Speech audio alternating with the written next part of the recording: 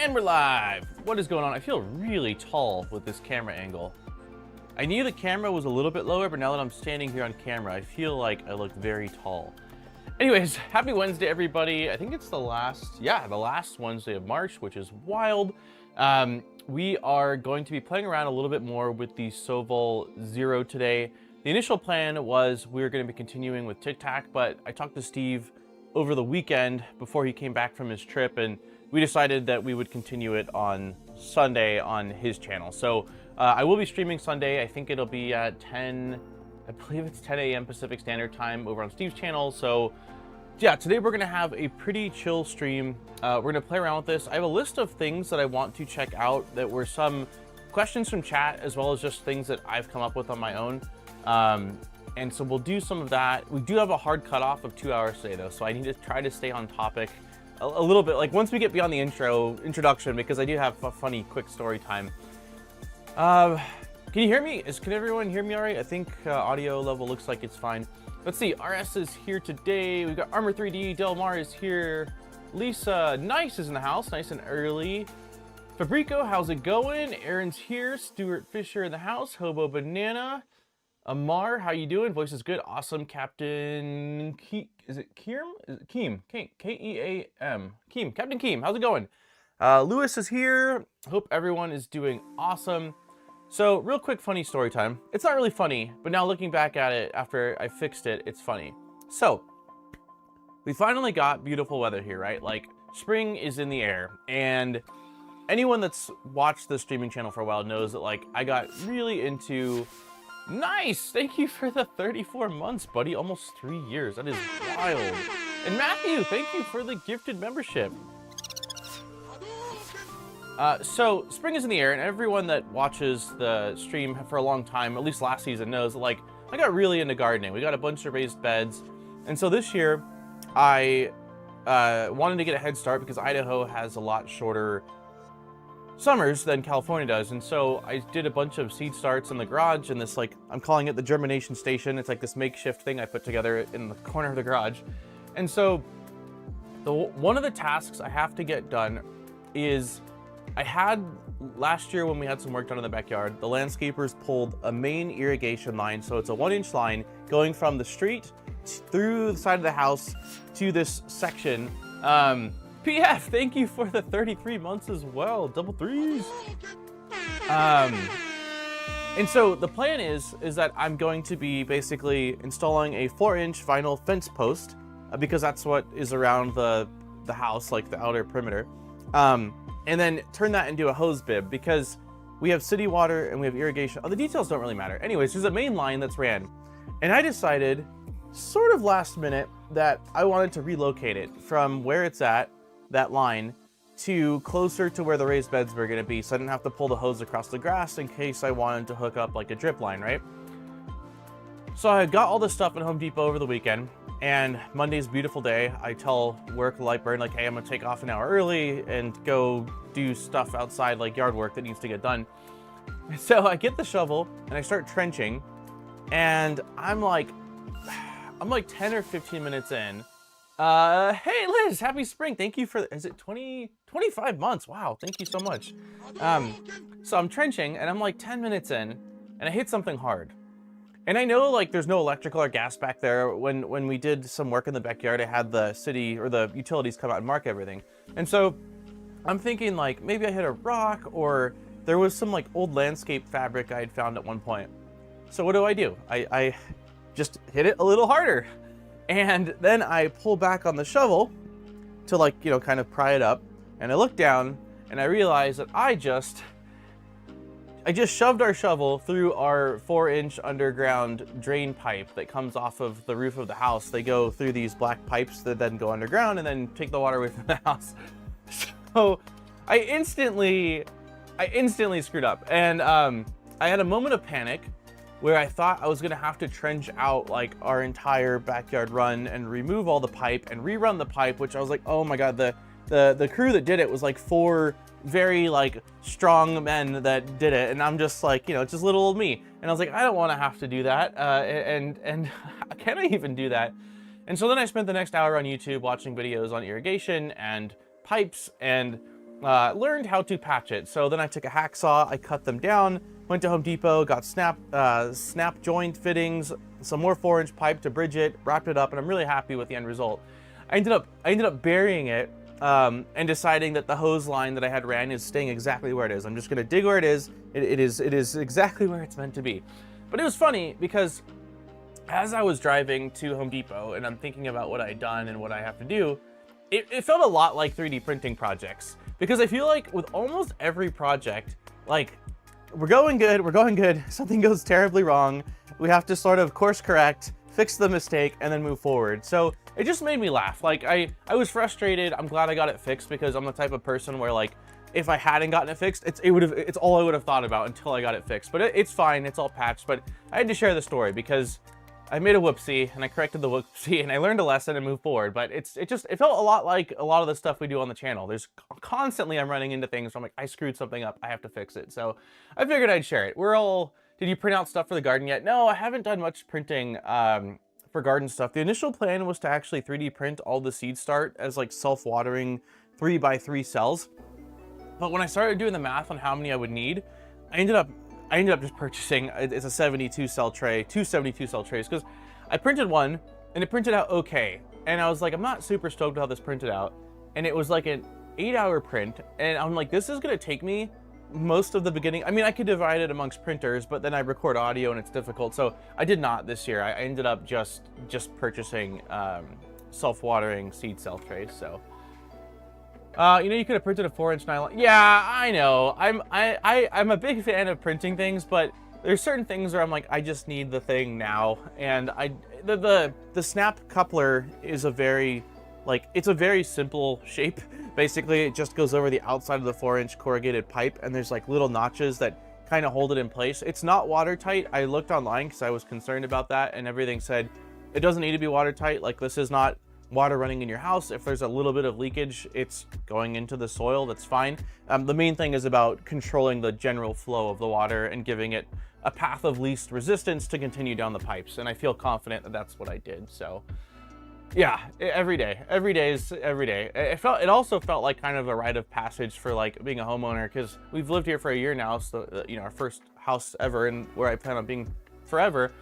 And, you know, I always hear the stories of like owning a house is always fixing things, and it's just funny because I'm like, I'm fixing the damage that I created, not Mother Nature or something else. So anyways, that's my quick story time. Just to place the P with a T in homeownership. Yeah. So yes, all right, so we're gonna play around with the Sovol Zero today. I have a little kind of hit list of things that we won't be able to get to all of them. The things I'm interested in are, Aaron had brought up last week the thermals on the motors. I think the motors were running at 2.4 or 2.5 amps, which is ridiculous. I've never seen anything like that. Double twos, Alan, thank you for the 22 months, buddy. I hope everyone is doing, I hope everyone's doing really well. Yeah, Aaron had mentioned something about thermals on the motors. And so I've got a little IR gun, and then I also found one of the little thermal camera attachments for my phone, so we got that. So I'm hoping to check that. I'm curious about adhesion with ABS. For anyone that didn't see it, someone had asked last week about, yeah, it's ridiculous. I've never seen any, they have massive heat sinks on them, and they're running, we said it was 5160 drivers, I think is what we said. But I've never seen motors set that high before. It's wild. Delmar with a 35, oh my gosh, 35 freaking months. Thank you so much, man. So yes, I'm interested in thermals. The second thing is, for anyone that missed it last week, someone had asked about chamber temperature. And I preheated the bed to, I have photos. Let me just pull up photos really quickly here. I don't want to try to recall things and say them wrong. Okay, so here we go. Let me just share my screen really quick with everybody. So I did some tests. I set the bed to 110 Celsius, which is, you know, basically on the higher end of ABS. A lot of the printers seem to be printing them at 90 or 100, and it works fine. Gifted 10 members, holy cow. Hobo, thank you for the 14 months. Luke, thank you so much for the 10 gifted memberships. You guys are awesome. Also, I messaged you back, Luke. Thank you for the recommendation on fertilizer. I did end up finding at least the tree variant of it at Home Depot, so I did get some of that fertilizer.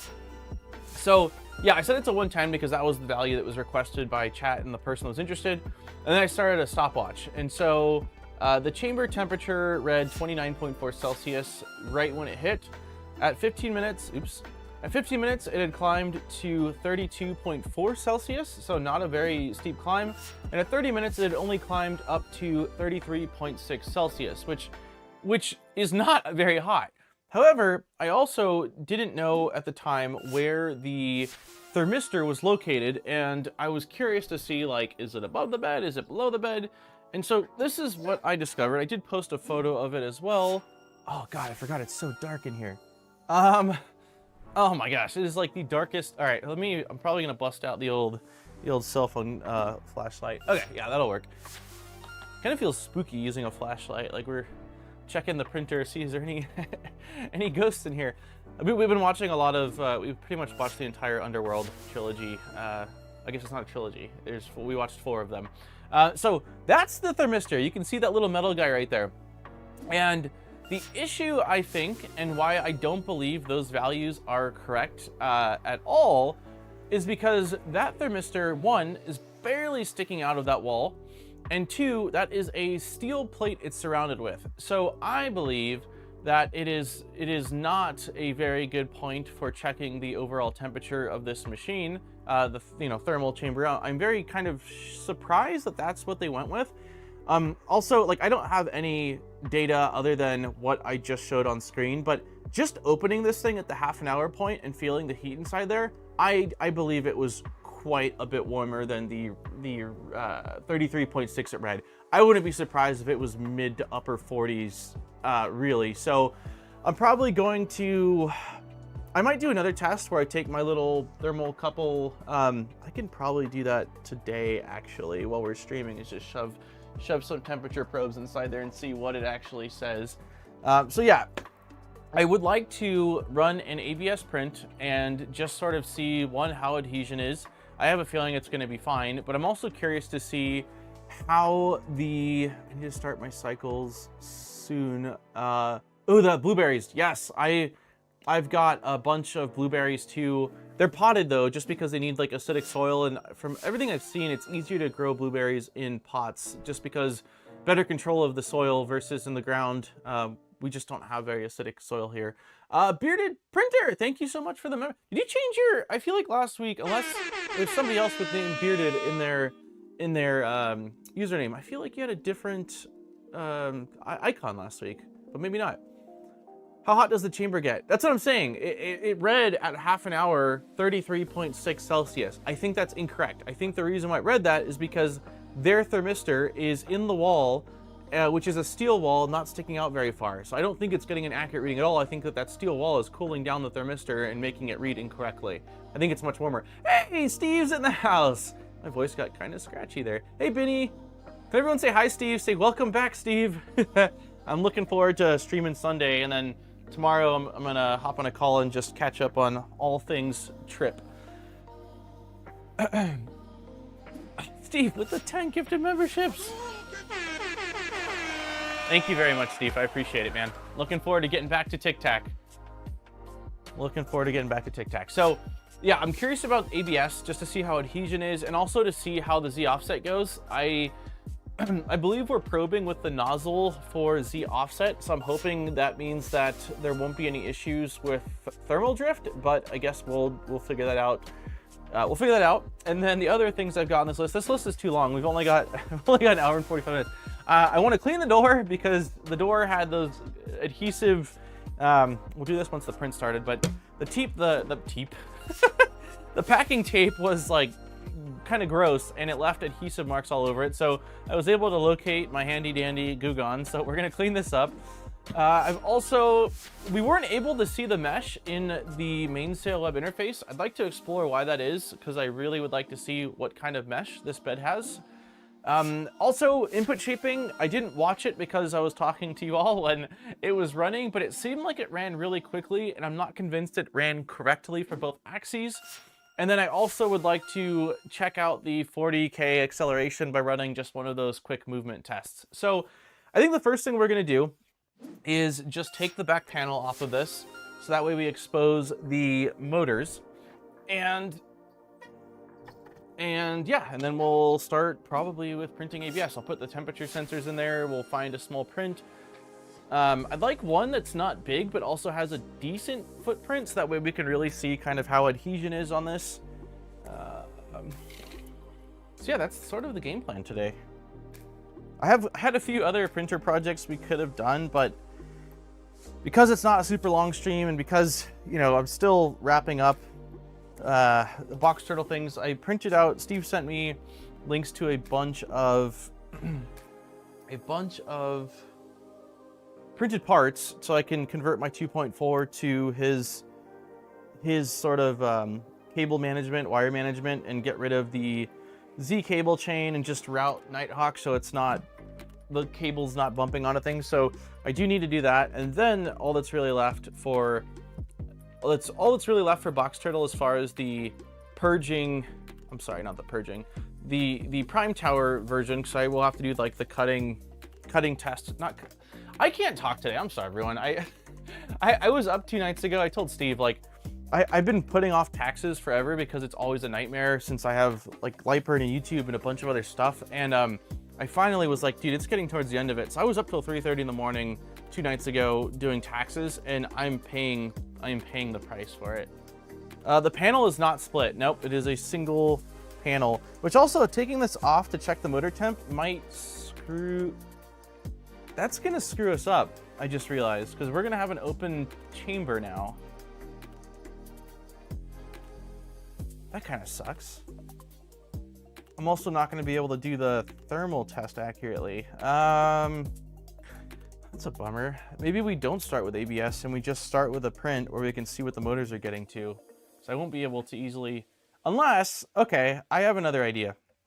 We won't be able to use the thermal camera and we won't be able to use the little laser camera, but I could hook up my little thermocouples to the motors with Kapton tape and then close this back up and also put one in the chamber. That's what we'll probably do. I think that's what we'll do. That'll let us test more things at once. Is there foam on the cross section? There's insulation foam on the entire thing. Yeah, I'll show you right now, Delmar. Oops. Oh, there's not foam on the cross section. There's not. No, there's not on that. There's foam around the entire edge of it. But yeah, there's not right here. So some heat could definitely be escaping there, but it does go inward. It does go inward, so I don't know that there's actually like, it probably still could benefit from a piece, but I think that it lays pretty flush against that extrusion. But for the extrusions it doesn't lay flush against, it does have the insulation foam. So yeah, here's our beefy motors. They have got massive heat sinks on that. Is that, yeah, it is. There's an aux blower on the back. It is quite loud. I can't remember. Does anyone remember we did some testing on the decibels, and it was very loud with the printer open. It was also quite loud with the printer closed. Okay, so let's get these little, we're gonna use this guy, my little handy dandy thermocouple thermometer. And so let's start with T1. Where do we want the, I'm thinking probably of putting it just mid-body on this motor. Oh God, this Kapton tape is a mess. I think the last time I used this was probably when I was testing the Sunlu dryer. Holy crap, yeah, this is a mess. Okay, I'm gonna need a blade or at least some flush cutters to remove the old tape. What's the cooling setup in the tool head? It's a, oh, we looked at it. I can probably pull it off really quickly and show you again. I don't remember, honestly. I don't remember. Looks like the therm is mounted on the metal ring. Therm. This thing? Yeah. Wait, is this not? I'm wrong. So thermals might have been closer to accurate than I thought. That metal ring could be hurting it, but this is injection molded. I thought it was sheet metal because everything on this is sheet metal, but this panel is actually plastic. It's an injection molded big plastic part. So it might, that temperature I was seeing, although it seemed really low, might be closer to accurate than I expected. Which if that's the case is a bummer because it wasn't very warm. But I think what we'll do is we'll take this, we'll put one on here, and I'm just gonna basically use some Kapton to secure it midway down the body of the motor. And then we'll do one for the other motor, and then I'll just kind of dangle one somewhere in the chamber. I'll find an opening from the back to the inside. So yeah, let's just start by putting this guy here. There's some Kapton tape over it, and see if we can kind of secure it as much as possible. We want it tight up against that motor. Okay, there's one.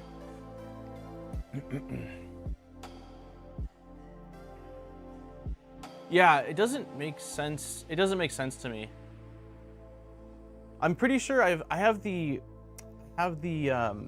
exhaust holes covered with they gave you like an included magnetic cover piece, and so I did install that so that way we shouldn't be losing unnecessary amounts of heat. But yeah, that temperature, it just didn't seem right to me. Okay, so that was thermistor 1. Here's thermistor 2. Why are we so tangled? Why are we so tangled? There we go. All right, so this one will go right here. Try to get it right up on the motor.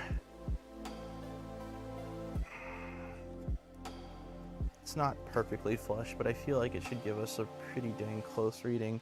Okay, and then the third one, we'll just shove that somewhere in the chamber.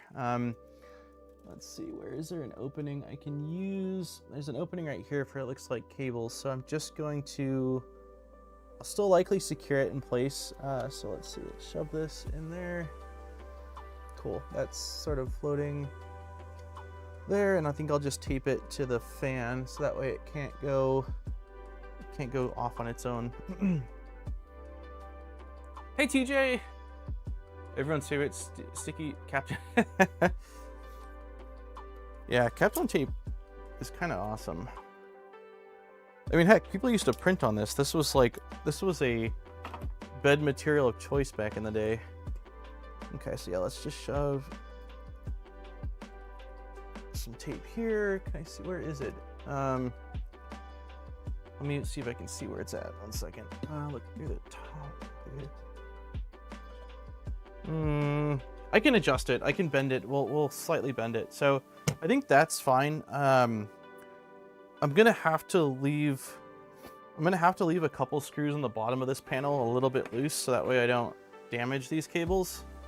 But let's start by at least securing the top, because that's really where the main exit point is for heat from the chamber.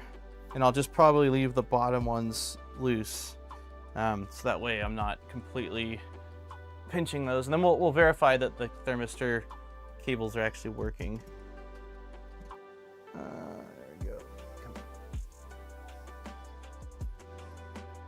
Hey, Collie. Hey, Troy. Yeah, people used to love Kapton. I think it was for, I want to say Kapton was like a material of choice for ABS printing back in the day. I never really loved it. My old school ABS favorite was glass with Aquanet, if I remember correctly. Part of it was that I just never, Kapton tape was kind of expensive and you needed like really wide Kapton tape.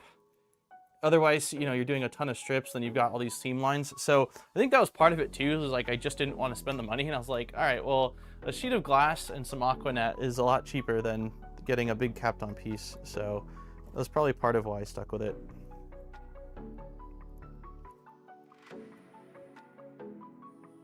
Yeah, so that should be fine. I don't feel there's still enough flex down there for the wires to come out, but I'll probably leave these 4 down here undone just for these poor wires. I really like this. I mean, I could get additional thermocouplers, but the goal isn't to break them. If they break on their own, then so be it, but I don't want to intentionally tighten them down super hard. I still have a big roll I kept from 2014. Yeah, 2004. That's when I started 3D printing, was 2014. Back in the day. Yeah, I remember people using Kapton tape. I used blue painter's tape a lot as well. Blue painter's tape worked well for me for TPU and PLA and even PETG. I used a bit of glue stick for PETG as well, because since everyone was printing on glass pretty much, PETG was like the worst for glass. I remember that was primarily the only material I think that destroyed, no, it was the only material that destroyed bed surfaces for me was PETG. From build tack, it was, I mean, it welded to build tack. Same with TPU. TPU welded to build tack as well. Okay, so let's quickly power this on. That seems fine.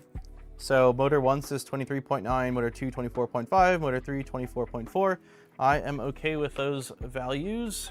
So let's go ahead and start. Let's turn this around. Someone had asked about the cooling of the hot end, or the cooling in general. So I'm going to turn this around, open it up, pop that front cover off one time, and then we'll load in some ABS and start getting this thing preheating. So let's see. This just snaps off. They're like little clippies. Okay, why are we being difficult today? We were easy last time. Oh, there we go. Okay, so cooling's a singular fan. That's right, cooling's a singular fan. It was a 50-20. So there's a 50-20, and then there's another small fan. There's another small fan right here for cooling the heatsink. But yeah, the main cooling is a 50-20. But then you also have that big auxiliary fan in the back that's doing really a lot of the heavy lifting when it comes to cooling for the quick printing. There we go, let's snap back on. I do have, yep, I can show this again, but it included there's a printed filter back here. Let's see. Let me turn off autofocus for a sec. It's fine if something's right in front of it, but when I'm trying to show things yonder, it does not do well. Yeah, here we go. So, holy cow, come on, buddy. There we go. So yeah, it came with this it's just a printed, of course, yeah, manual focus now.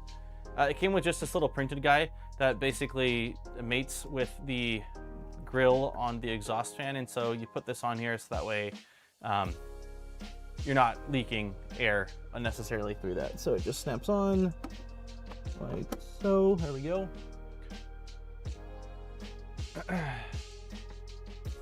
I think a 50-20 is better than a V0 stock. Yeah, 50-20 should chuck quite a bit of air.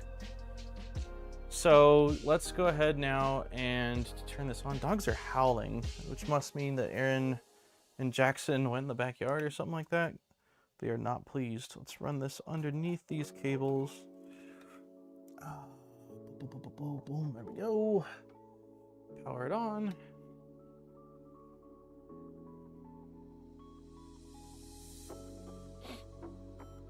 What was the ambient temp when you tested the chamber temps? The ambient temp in the chamber? According to their thermistor, the temp in the chamber when I started was 29.4 Celsius. Oh my God, those dogs. Okay, and so my thermocouple is actually touching the bed, which I don't want, so I'm gonna bend it. I almost wonder if I need to add some tape. I'm worried that it's gonna smack. It's definitely gonna smack. I'm gonna add one more piece of Kapton inside just to secure it. I don't want it touching that plastic panel, but I also don't want it touching the bed and being hit as it's homing. Let me do one last thing. Those dogs. Where are their owners? This is awkward. Let's see. Come on, baby.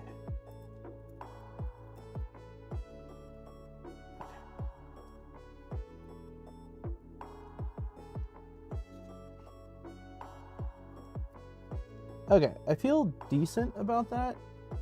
It's still close. Am I wrong? This doesn't look... It looks like it's freaking steel. Hold on, I'm gonna just see. This should be magnetic, right? Yeah, so let's see. No, it's plastic. It just looks like it's not. So, okay. So I will try to show really quickly here. Lots of room to work. Yeah, right. So my little thermocouple is pretty close to their little thermistor, but it's off the wall. Like, it's not touching the metal. The metal part that's actually doing the reading is not touching that plastic housing. So hopefully it'll give us a better reading. I'm also kind of curious, just for fun as a starting point, to see how close. So right now, the chamber temp reads 24.1 on theirs, and mine is thermocouple 3. And mine reads 25.2. So, I mean, we're comparable. We're, you know, less than a Celsius deviation between the two. So let's start by heating up the hot end.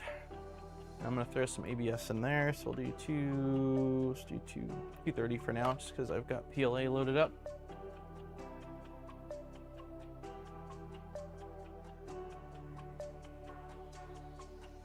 Yeah, it's really dark inside here. So for anyone that didn't see, they did have an LED. Mine was disconnected when I got the machine, but it has a tiny little LED strip right here. It's like yay big. It's the same one that was on the SV08, which it does a little bit more in here because it's a, you know, more compact machine, but I really wish there was just like a crossbar on the top here of LEDs. That to me is like really the only initial upgrade I would do to this thing is, you know, let there be light. It needs more light. Okay, so let's get this thing going. Okay, unload, or no, we'll just do a retract.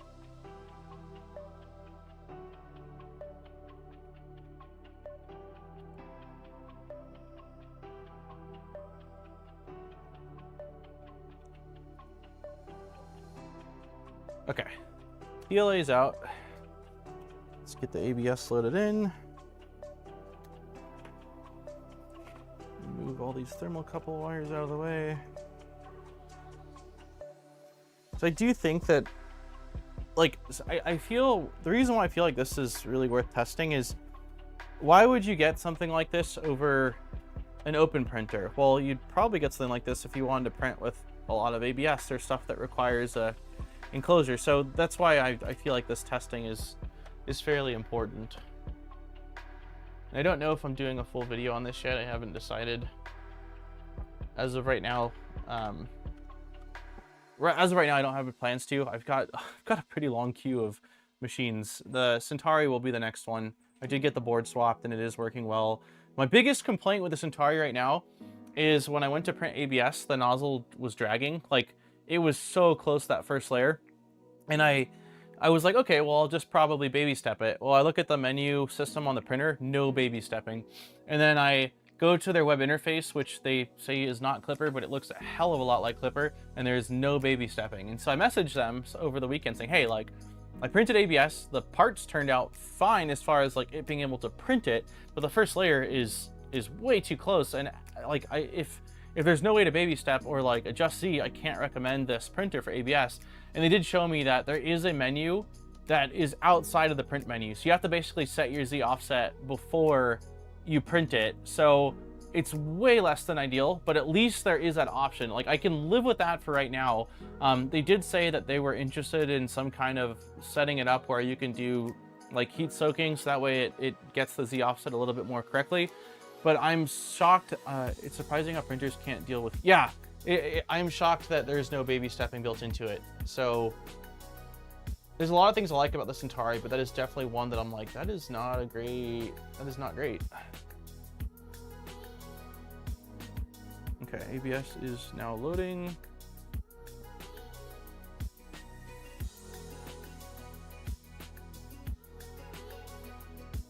Extrude.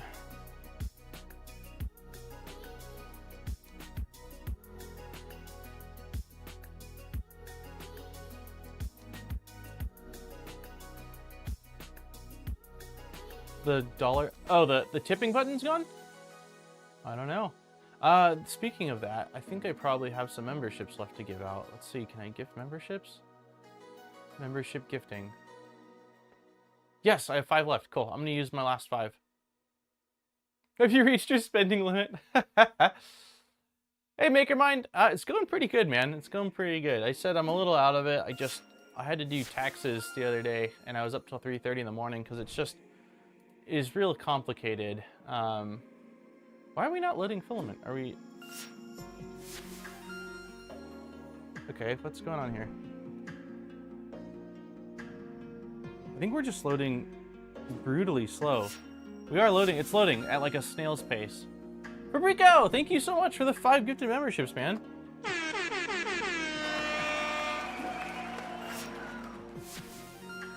Okay, I'm gonna... Are we still loading? Okay, let me change this. I don't understand why. Let's do 10 millimeters per second.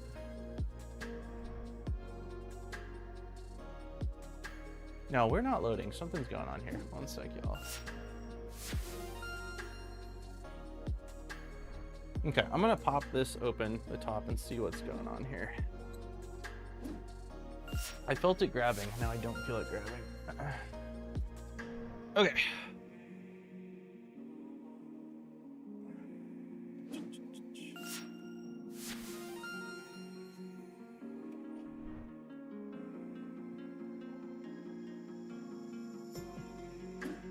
No, it's not going any further.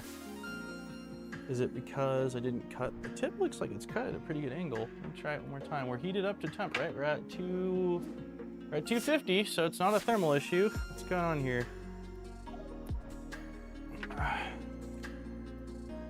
What is going on? Did we get a clog? Seriously?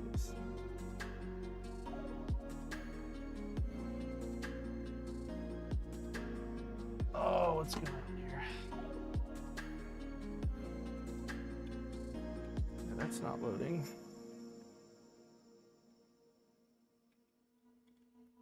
That's fun.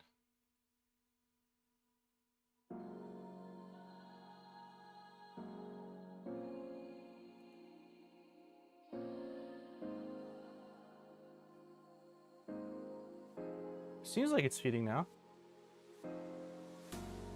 Yeah, it's feeding. I don't know. I'm gonna chop it up to user error. I don't know what the deal was with that. Just wasn't going in the right way.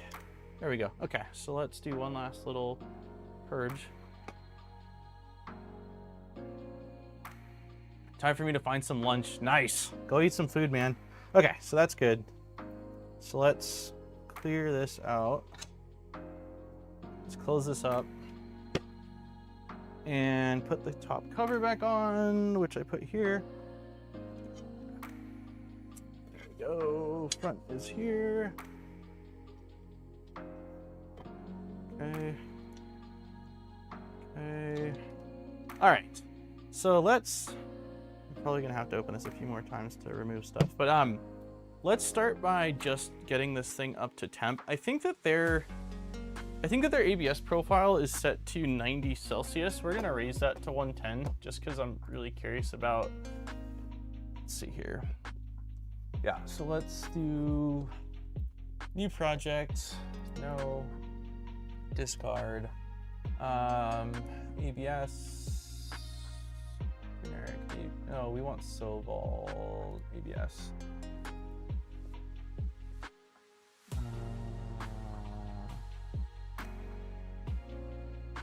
Whoa. Okay, I'm wrong. They've got, that is hot. That is really hot. Okay, but yeah, let's do the bed at 110. Save. We'll just call this hotter bed. Nope, that's not how you spell hotter, is it? Hotter bed. Okay, and then let's just start preheating this to 110. Okay. All right, what do we want to print? I was initially thinking like the Stealth Burner front cover. I don't know, like as far as time frame goes though, that's kind of my concern.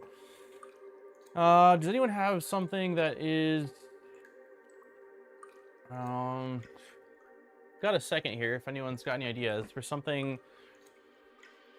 Yeah, no, I'm sure it's because of the speed. It's still really warm. How's everyone liking the updates to Bamboo Studio? Wonder if it will trickle into Orca. I haven't used it yet, man.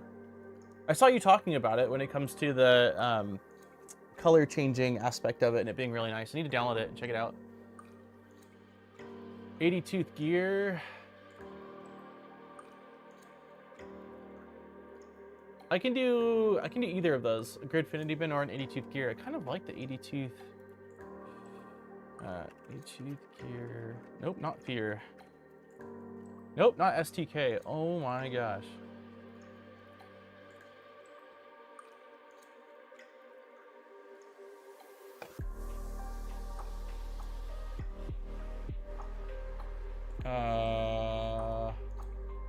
Download.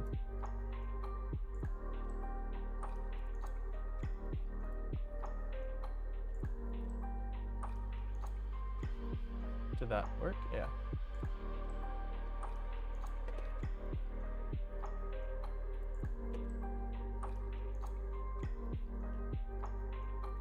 Also, because you guys always get like spoilers on what's coming up for videos, this week's video is on Cyberbrick. I am super excited. For anyone who doesn't know, it's Bamboo Labs Kickstarter, which I don't love that it was a Kickstarter. I really don't. I know they'll deliver on it, and they just used it like marketing like a lot of other companies, but initially they had sent out a couple of kits and I had said, I'm just gonna do a live stream building one of these. I think it'll be fun. But I built one on my own and I had such a good time that I built a second one on my own and was like, I'm just gonna make a video on these. These are freaking sweet. So this is the two that I built so far, which are the official ones. We've got the forklift and the pickup truck. And just because it's preheating right now, so you have some time to kill. Let me just show you this really quick. I like this is some of the most fun I've had building something in a long time. So the video is like, I watched the video back and I'm like, I am really like positive in this video, but I don't know what's not to like. Like I've had so much freaking fun. I've had so much fun. I let Jackson drive the forklift around and he doesn't fully understand the, let me turn this on. He doesn't fully understand the whole, whatchamacallit, the remote control, like how to use the remote control. Where did I put the remote control? Actually, really quick, one sec. But yeah, this, I mean, I'm very excited for this to drop to see what kind of cool stuff the community comes up with. So here's the little controller that I printed out. Let's see, bam. So it's got, let's see. Yeah, so it's got headlights when it goes forward that turn on. And then this one has reverse lights. So as it's going backward, the reverse lights turn on. And then it's got, it uses a servo for driving the wheels. And then it's got a, building the differential was a ton of fun, and the gearboxes for this. So here's the differential.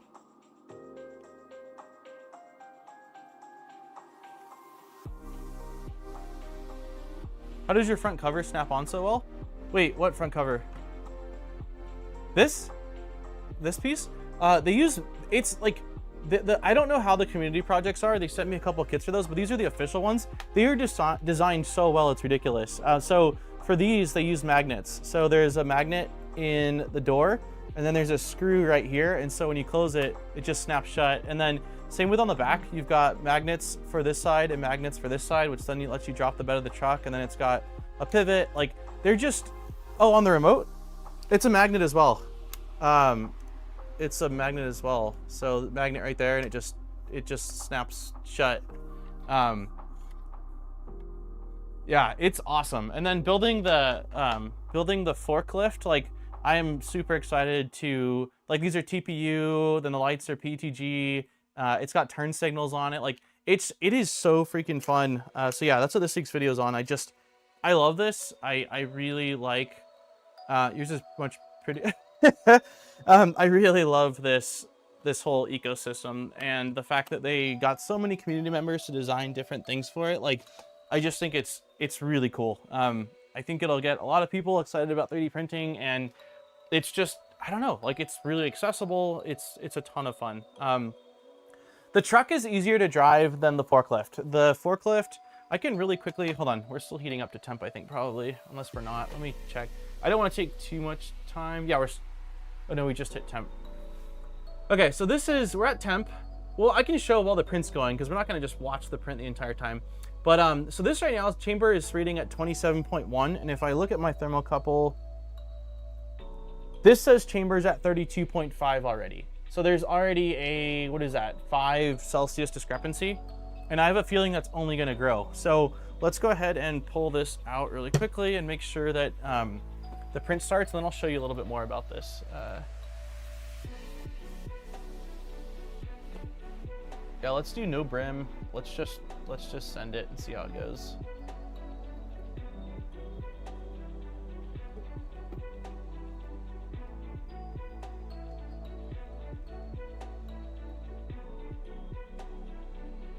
The forklift does have, is it rear wheel? The turn radius, well, so it uses a, the forklift uses this sort of like chain setup, but the turning, I can't remember if it turns with the front or the back. But the turn radius on this is nuts. Like, it can basically stay in place and just like do a full like 360 like nothing. But it makes it really, I probably can adjust some of the settings with the controller to make it a little less sensitive, but you can't really drive forward and turn with this. You can, like, in small increments, but it's mostly like turn and then go forward, while the truck is a lot easier to adjust. But the freaking fork, the arms on this are so cool. They use a nylon, it's a nylon string basically tied around it for the tension, and like it just, it's so cool. I don't know, like when I finished building the forklift and it was working, I was so excited. I ran downstairs and was like, Aaron, look at this thing. And then Jackson started crying when I took it away from him. He like was obsessed with this thing. So it's just a lot of fun. I don't know. I think in that video, I say, like, if I have to describe Cyberbrick in one word, it's fun. Like, I just had such a good time.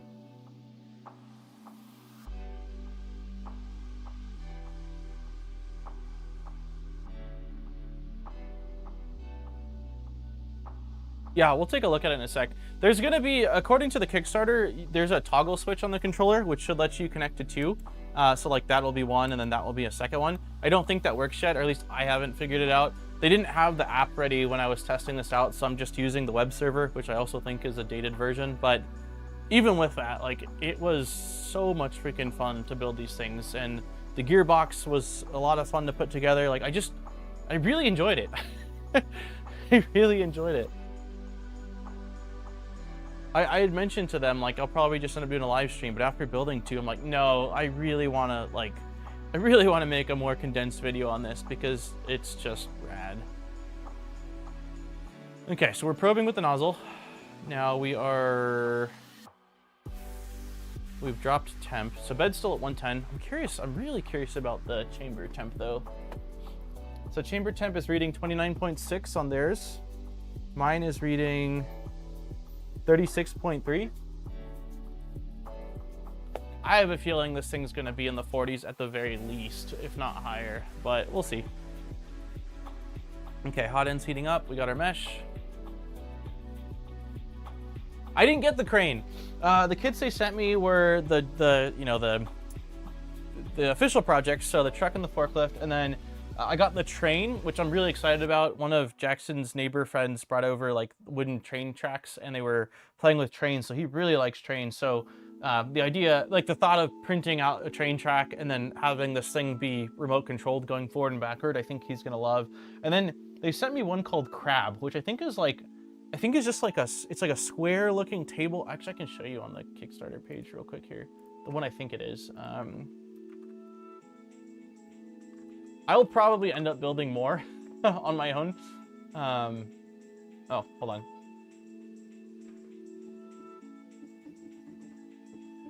That first layer is not any good. That is too far. Actually, it's a little too far. It's not as bad as I thought that it was. Let's see, let's go minus 0.05, minus 0.05.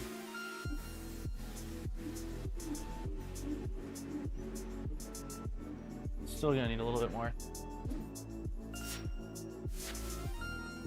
PF with the 10 gifted member. Thank you so much, man. Thank you everybody for all the support. I say it every time, but I really appreciate it. It goes a long way in just helping out the channel, helping me be able to spend more time doing all this stuff. Okay, that looks a lot better. That might even be a little too close. I don't know how far. There wasn't a purge line, and I didn't realize that. So I think what I'll do is I'm gonna stop this really quickly, and then I'm gonna slice it up with at least like 2 skirts. That way it's got somewhere to prime the nozzle. I think that was really the main issue, more than it being, yeah, because that's actually looking too close. So maybe the Z offset was fine, and it was a matter of, if we remember, I'm gonna be losing heat here. If we remember, yeah, I think I did it too close now.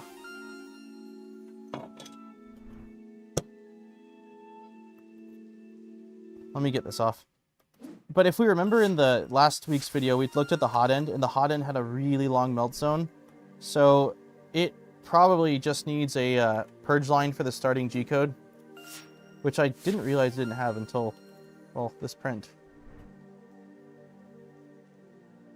Get my oily hands all over it. I'm sure that's going to be great for adhesion.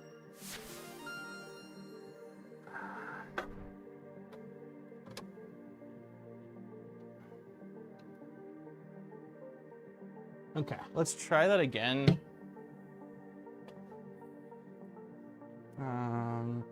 Desktop. Okay, so let's stop you. And then let's go back here. Let's do other skirt loops. Wait, there were skirt loops? Was there no gap? Oh, there was a skirt loop. Okay, let's do a couple things here. Skirt distance. Let's move this to like, see what it looks like at 4 millimeters. It's really close to our part. Yeah, we'll keep it a little further away, and we'll just add, I'm gonna add 2 more skirt loops for now, just so that way it's got plenty of prime. So I'm not really interested in checking out that. I just wanted to see first layer. Also, let's clear this. I don't think we needed to adjust the Z offset. It looked a little too close after I did that, so let's try it again. Let's also move all this debris out of here so it probes accurately. Okay. So their chamber temp is reading 32.3 at this point, and mine is reading 33.6. That's pretty close to, huh, I'm gonna be curious to see. Maybe the chamber doesn't get that hot.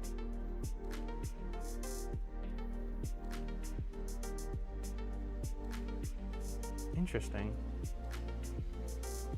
Let me make sure that mine didn't move at all. No, it looks like it's still in the right spot. Change the skirt height to 3. Makes it easier to move. That's not a bad idea. That's actually at least 2, I think would be a good idea. I'll adjust that later, but that's, yeah, that's not a bad idea at all.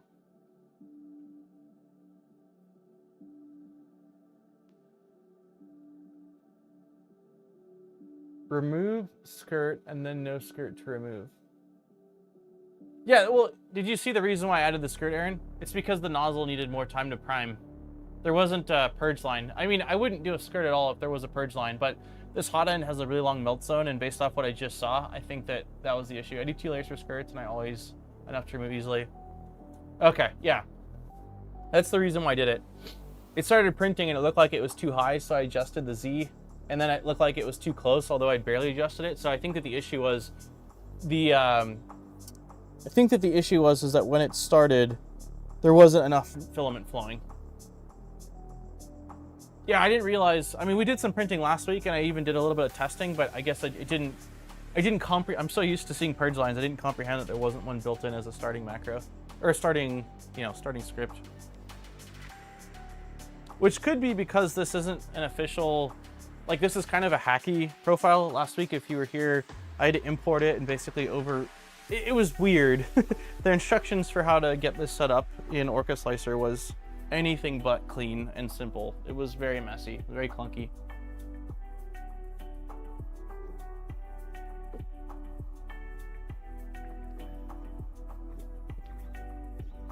Okay, it's doing its scan.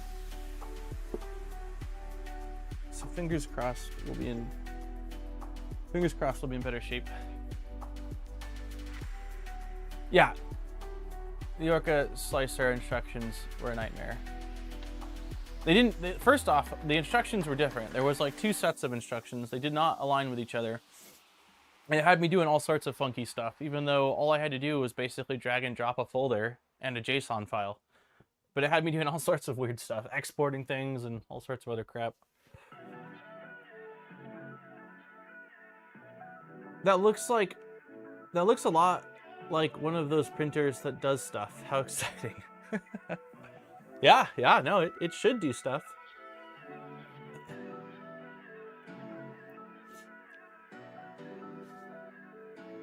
Let me see if I can connect my phone to the, Oh, one sec.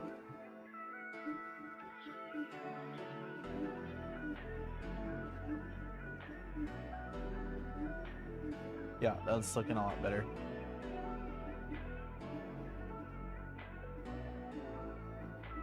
That's looking a lot better. Okay. So let me see here if I can...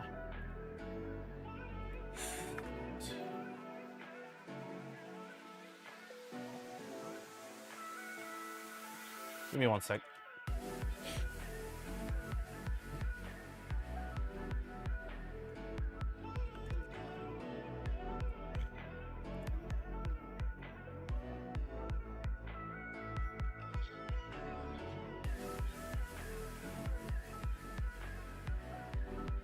Oh, it did do the, okay, so it did do the motion for the purge line. So maybe it's just the flow it's trying to output, or the length is not nearly enough. Okay, 192.168.4.1.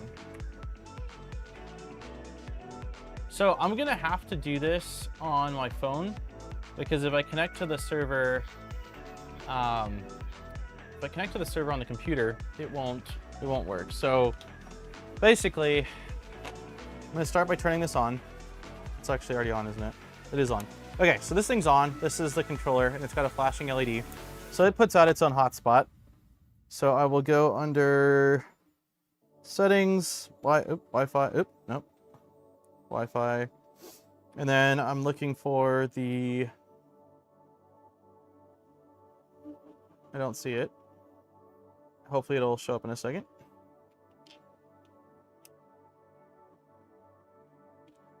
There we go, BBLRC, so it's connecting to that. And then once it connects to that, I have to go to an IP address. This won't be the case, I don't think, at launch. This is because the app isn't, or wasn't out. So 192.168, yeah, so I'll go 192.168.4.1. I'll let that load for a sec. Let me grab the forklift. Forklift, there you are. So on the forklift, you pull the back off. Do I have a battery in here, actually? I might need to load a battery in. No, I do have a battery. Cool. Okay, so there's a switch right here, so I'll flip it outwards. So that should be good. Yeah, lights are lighting up. So now this guy's basically in pairing mode. Let me see if I can get this cover back on. There we go. Okay. Then, so it's in Chinese, but if I click here and click English, there we go. So we got forklift, and I just need to go to enable.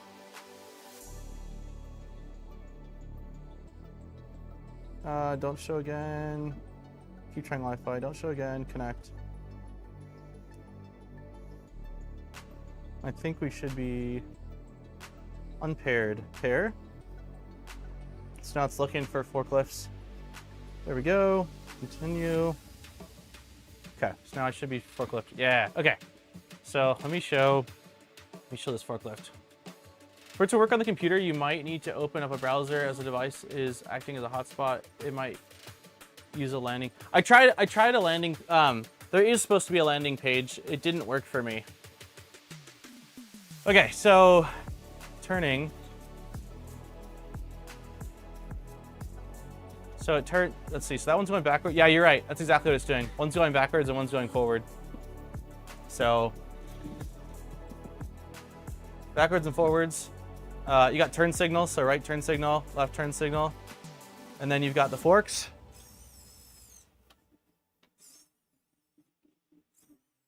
And then I have it set up where if you press the button, the hazards, like the flashing hazard signals go on. If you hold down the button,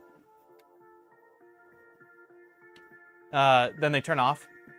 But yeah, it's freaking sweet, man. Like, I don't know, like, even if you're not into RC, it's just a fun project. Like, you get to play with servos, you get to play with motors. There's no soldering required. The PCBs are just using like GPIO pins, so they just stack with each other. And I feel like even if you're not into RCs, like, surely you know someone that is, or a kid that might be interested in it. But for me, I'm like, I really like this thing. I'm like trying to figure out how I can use it to move things on my desk. Like, it's just, I don't know, it's just a lot of fun. And then yeah, the forks are so freaking cool. Goes up really high. So yeah, I want to build or print out some little pallets, so that way I can play around with actually moving stuff, and then a little like storage racks to move the stuff onto. But it goes pretty quick. And yeah, driving this thing like around tight corners is fairly simple because of it's got such a tight turn radius. Have AI bring you a cold one. I don't know. It's quite. It can carry quite a bit of weight, but I don't know if it's quite strong enough to do that. Yeah, I can carry that. Oh.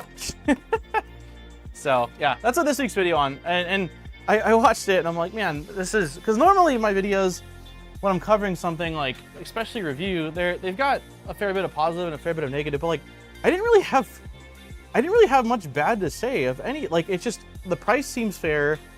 It's really well thought out, and I think it's, I don't know, like, I really like it. So I think a lot of other people will as well. And I'm looking forward to seeing what other community projects come out. Where can we get this? Would mind the, so it's, Bamboo Lab has it on a Kickstarter right now, which I don't love. I let them know that like right away, that like, I wish you guys hadn't. And I understand why they did. A lot of companies do, because it seems like it's just a marketing from it, but they're going to be selling them through their like, okay, let me just show this real quick. So Cyber Brick Kickstarter.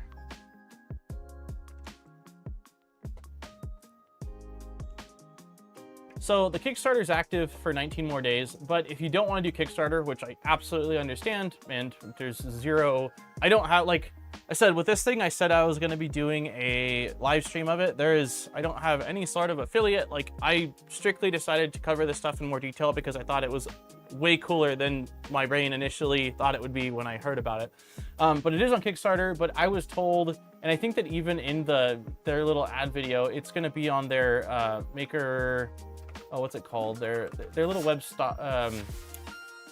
Is it?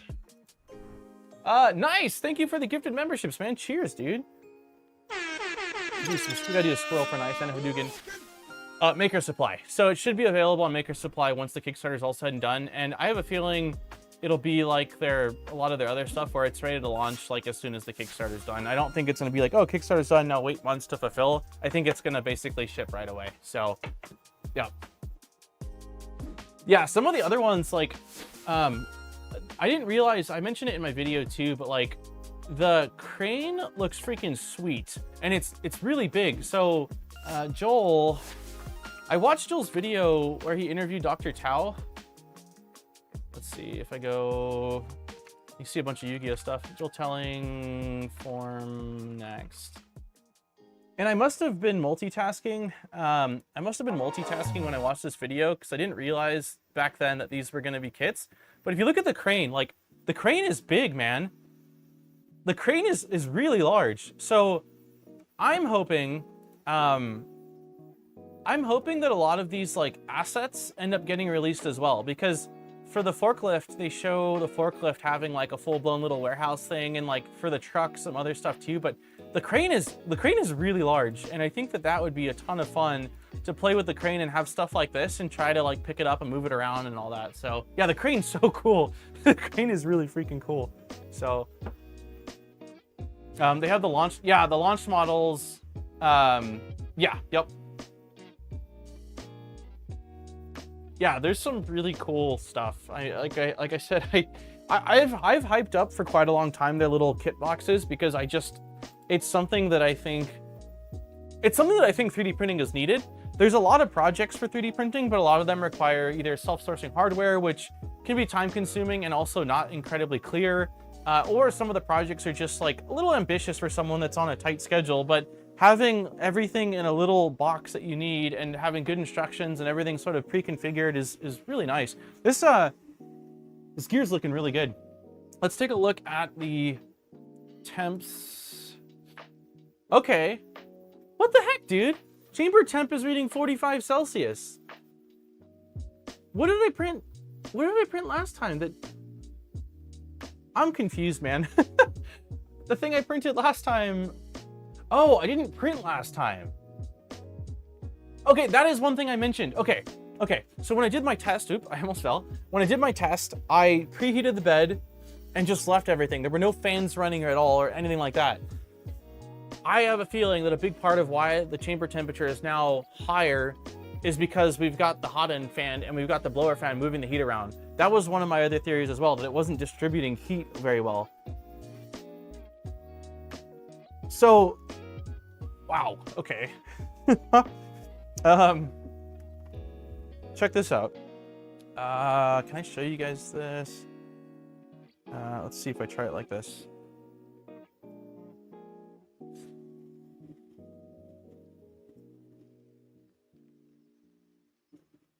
Can you guys see what the third one's saying?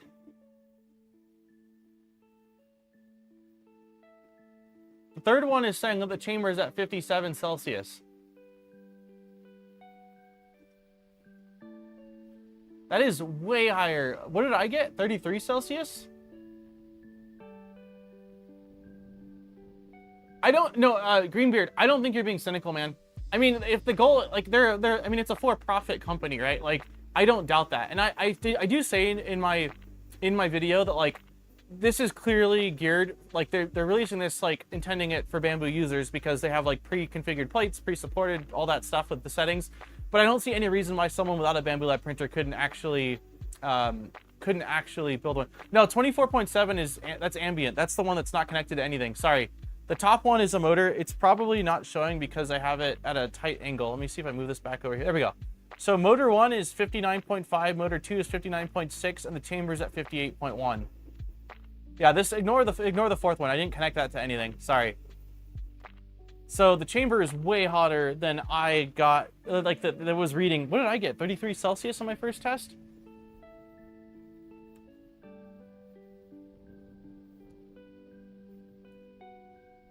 I should have printed the parts on my Ender 3. Probably won't fit together though.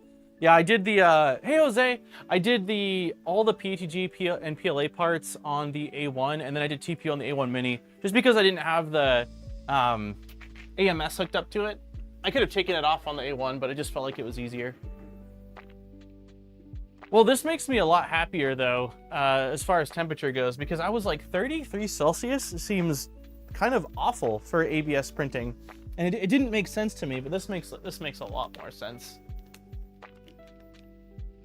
Also, what are our thoughts on the motor? Aaron, we've now climbed to 60 Celsius, 61.2. What are our thoughts on that? I don't know I actually have no idea what is danger zone for motors.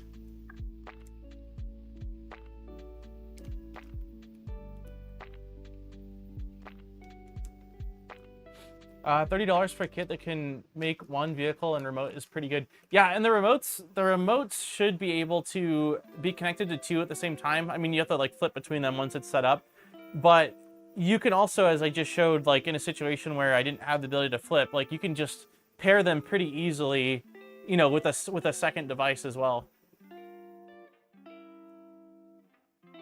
We need a closed loop motor on this printer. Yeah, that'd be pretty freaking sweet. Power outage here, so oh no! You guys have bad weather, Jose, or is it just sort of a like random occurrence? My dedicated TPU machine is the A1. Dude, the A1 Mini does such a good job with TPU. I will say I haven't gone beneath 90A, but most applications I've done don't really require that. I did like using the 85A for the baby gate as sort of a grip it's worked really well. It's worked really well, actually. But yeah, so outside of that, usually 90 or 95A is fine for whatever I'm doing. Hey, what's up, Los? Ordered the 2 remote bundle for $50. I need one for the kid to steal. Yeah, Jackson, I've got, I think I'm going to include a quick clip of Jackson playing around with one of these. But he, this kid's so cute, man. I got to show you guys. I know, it's a proud dad. Yesterday I was in the backyard and I was watering the garden, the trees and stuff, and Jackson grabbed a bucket and he had to help me out. But yeah, he was having a blast with, let's see, there we go. He didn't quite understand the way the controller worked, and he kept trying to like pick it up. And I'm like, no, like this one's just a controller thing. But he was having a really fun time playing around with the forklift. Once he figured out how to make the forks go up and down, he was all about it. So yeah, it's definitely, it's a lot of fun, man. Yeah, I enjoy it, but I'm glad that he also enjoys it as well. Oh, that's a good idea, man. A mini watering can. I thought Maker World was, oh no, Maker World's not bamboo only. No, you can order, yeah, it's just sort of like random. I'll show you that. I mean, we've got some time left still on this, but yeah, Maker World is basically, so the kits are absolutely, oops, oh, store, one sec. Maker Supply. Wait, did you say Maker World or Maker Supply? Oh, you said Maker World, so you're not even talking about this. But anyway, I'll just show this for anyone that hasn't seen it. All these kits, like, you can build them, I would say, with any printer. They do have little QR codes and like projects that make it where if you have a Bambu Lab printer, obviously it's easier. But the thing that's kind of cool about it is that they also just have like random things that you can buy. So if you're working on a project, I mean, we're talking like just general DC motors, NFC tags, electric push rods, like there's all sorts of random electronics and even hardware. So yeah, it's pretty neat. I haven't really taken advantage of it, but it's a cool resource. And I feel like, I mean, I haven't compared it to AliExpress prices, but the pricing on all the stuff doesn't seem outrageous to me. Hopefully it's not $1.36 per square nut. No, 20 pieces for $1.36. That seems fair. So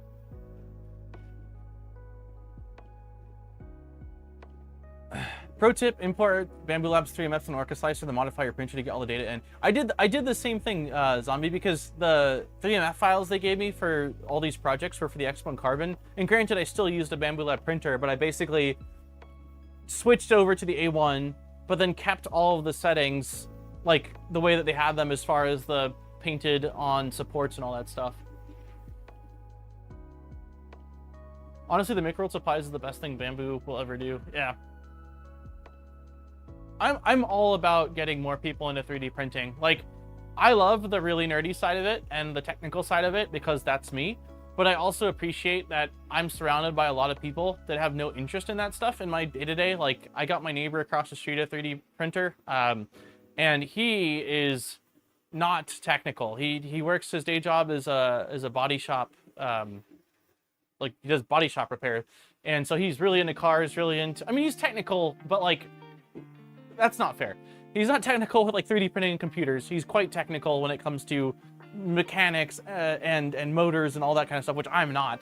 But I got him a 3D printer, and some of his most difficult things were like, how do I load the files and how do I do this? So anything that makes that barrier of entry easier for someone that's not really in this space, I'm for it. You know, I don't want this type of stuff to go away. I think we need all sorts of different types of printers, and you know, just like with a lot of things in life, there's options. But I am all for things that bring people into the technology, because I think it's an incredible technology. Whether your goal is the printer, that's your project, or whether it's just to use as a tool for other projects.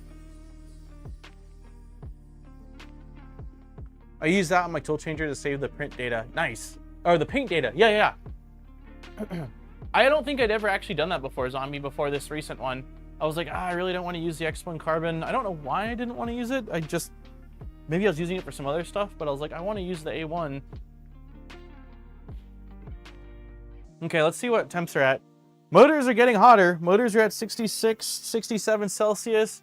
Chamber's reading 61.5. Let's see what their thing shows. Theirs is reading 52.7, but I think theirs is wrong. I think that their thermistor is being blocked by it being partially embedded into a wall and being influenced by the plastic surrounding it, while mine is out in the open, and I trust my thermocouple more than I trust theirs. So how far in are we? We've been printing for 20 minutes. So yeah, I think that if you were to heat soak this printer with the hot end in the center of it, with the fans on to move the heat around, you can get this thing to 60 Celsius in 20 to 25 minutes.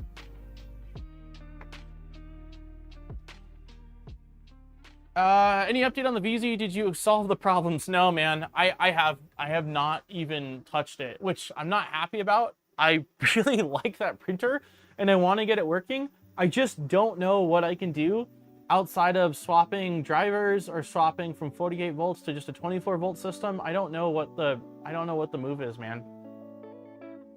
Chamber, yeah, so here's my readings. Oh crap, the top motor one keeps getting yanked if I pull this too far. So motor 1's at 68 Celsius, motor 2 is at 67, and chamber is number 3 at 61.2 Celsius. So yeah, it hit 61 Celsius.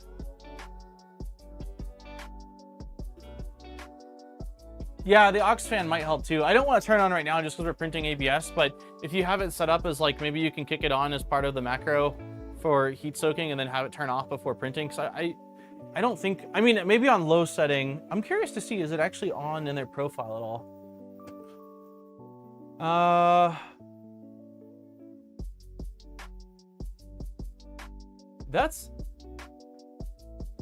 I actually think that they're running the aux fan. I could be incorrect, but I think that this is the cooling fan, right? The hot end cooling fan. I'm sorry, the layer cooling fan. I think that this is our exhaust fan, and I think this is the aux fan. Let's see if I go under, if I can verify that really quick. If we go to, well, let's just scroll down and see if we see it. Printer, input shaper, eddy probe, output pin, probe, Z offset, stepper, extruder, heater bed, fan generic. Okay. No, they have the exhaust fan on. Fan 3 is the exhaust fan. Oh wait, fan 0. Fan 2, fan 3.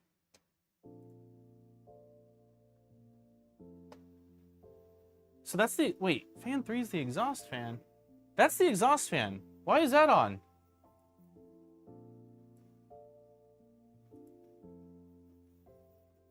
Okay, I just turned that off. That's gonna make things warmer, I would think. Okay, so now the, why is that on at all for this? Okay, so yeah, I guess the exhaust, I mean, I have it covered, so I don't think it was pulling in a lot of air, but I imagine that little cover is not airtight. I reached 62 on my magneto. Nice, that's awesome. Do we have a price yet? I still don't think so, JP. Also, Aaron, what's a temperature that we think we should be concerned about for the motors? I don't know. I mentioned it a little bit ago. We've hit 70 Celsius on motor 1, 71. At what point are we in danger zone?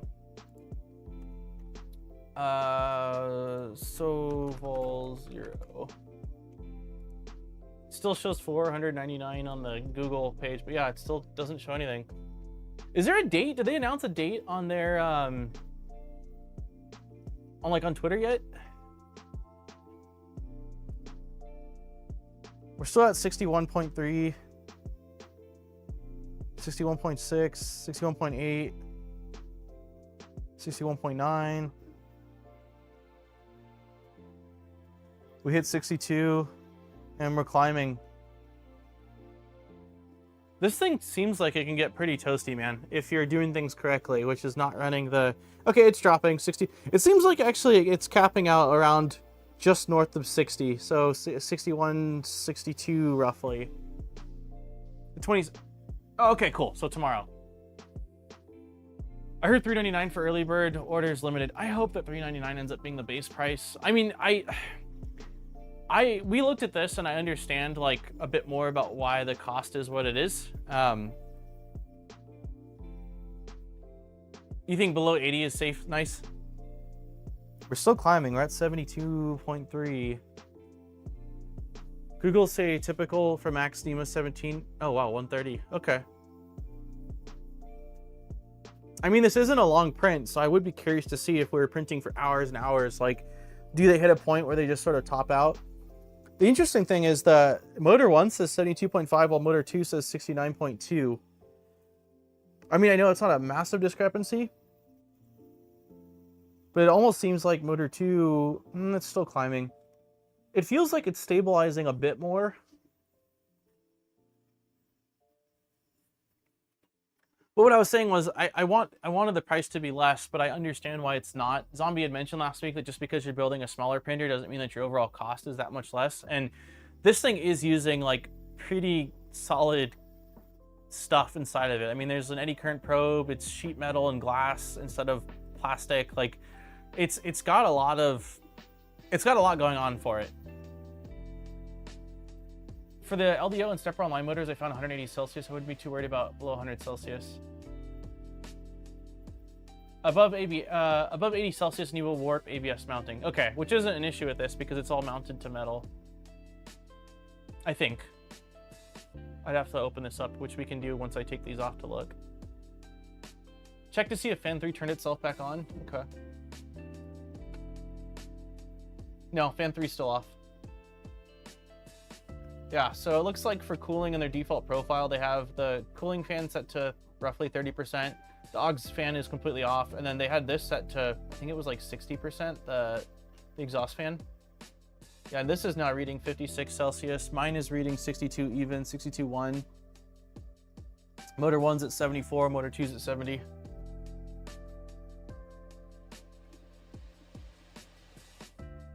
One thing I am very excited about so far with this is that whatever they have set up with the nozzle, I'm assuming there's only one sensor in here from what I saw. It's the eddy current. So it seems like they're using the eddy current scanning for scanning and the eddy current, like using the nozzle of the machine along with the eddy current for probing. It doesn't seem like it's susceptible to heat drift. Like I set it, you know, we printed with PLA and the first layer was fine.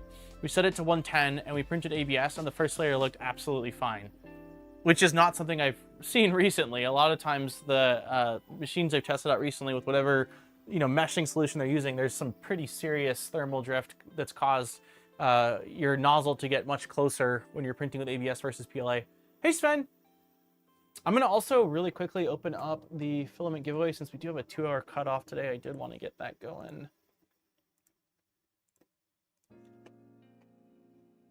I will, like, from my experience with this printer so far, I like a lot about it. And because it's based off of the V0, at least that's what they're saying, I think they did a lot to customize it from a V0, but they're completely open sourcing it. So once the step files are available, I imagine people are gonna do some really cool stuff with this. I really don't have a lot of things I even would want to mod on this. I want to add lights. That's really the main thing. Everything else so far, I'm quite content with.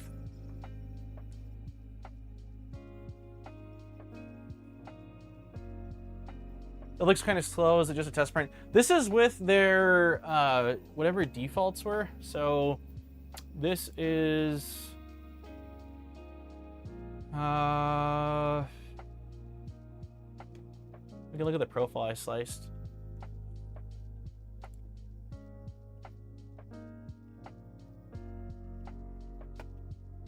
So travel, that seems really slow. Why is travel at 1000 if that's odd to me. Normal printing's at 40K XL, but travel's at 1000. I don't understand that. But outer walls at 10K, inner walls at 100 or 12K. First layer 1K, top surface 5K. Oh no, travel. Oh, I'm sorry, I read that wrong. Travel's at 1000 millimeters a second. So, I mean, I don't think those are slow speeds. I have a feeling it's just because there's a lot of little details in travel on this that it seems slower than it is. And it's probably, because it's not a very big area, it's probably not getting up to those top speeds.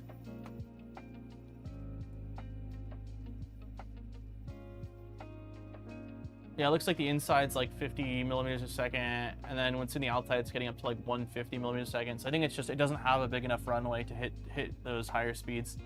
I mean, you can see flow is looking pretty slow. We're not getting above 7 cubic millimeters a second with this model. And I think I have the profile capped at their default. So yeah, 21. So we definitely aren't being limited by flow.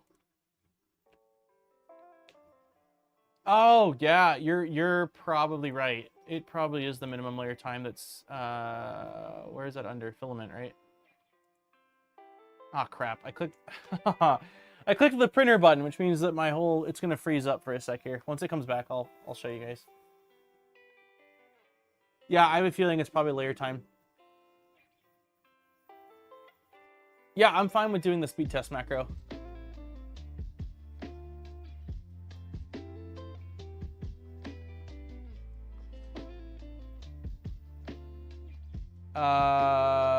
Yeah, what is SC?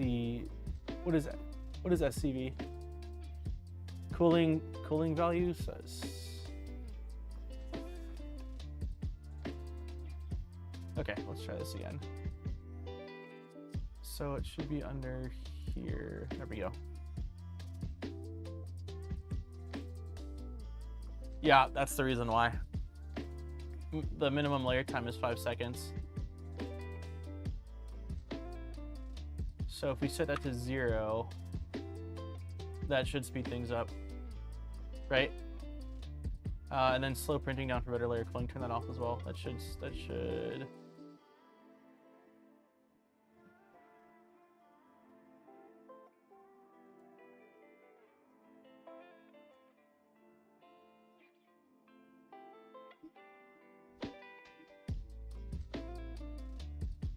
Yeah, that's definitely what's slowing it down. It's that layer cooling time. I think that's what's slowing it down.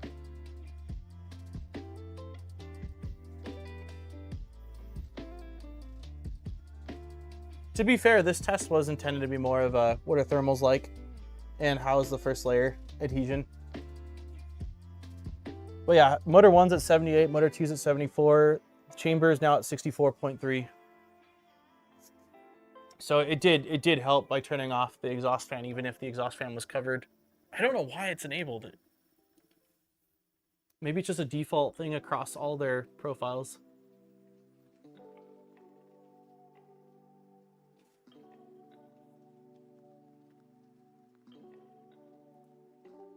It's almost done. Okay, so that ends it. Let's quickly look at this is what we ended up at. So, come on. There, 77.2, 74.3, and it was north of 60 Celsius by quite a bit. The exhaust fan is now kicking on. So that's a big part of it. I actually think that we could have gotten quite a bit hotter if it wasn't running for the first 20 minutes of the print. Because now that the exhaust fan's on, even though I have it covered, it's dropping temps really quickly.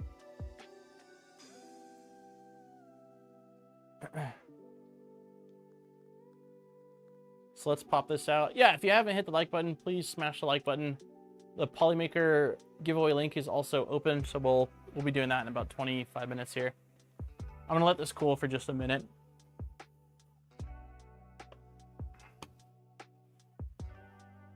I will need help, Delmar, with getting the speed macro set up. Ellis tuning, speed macro.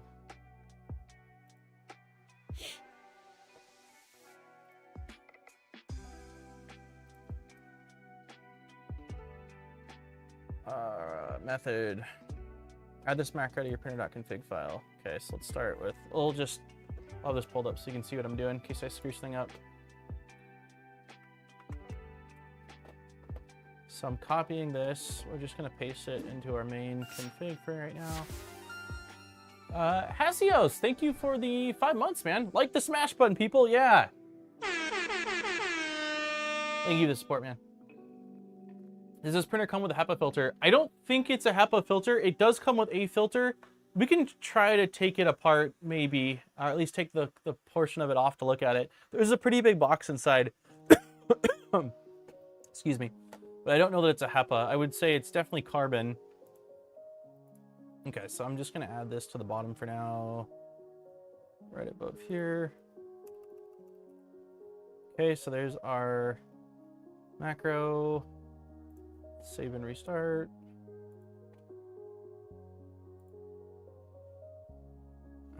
Go back one more. Fully heat soak your printer if enclosed. Well, that's...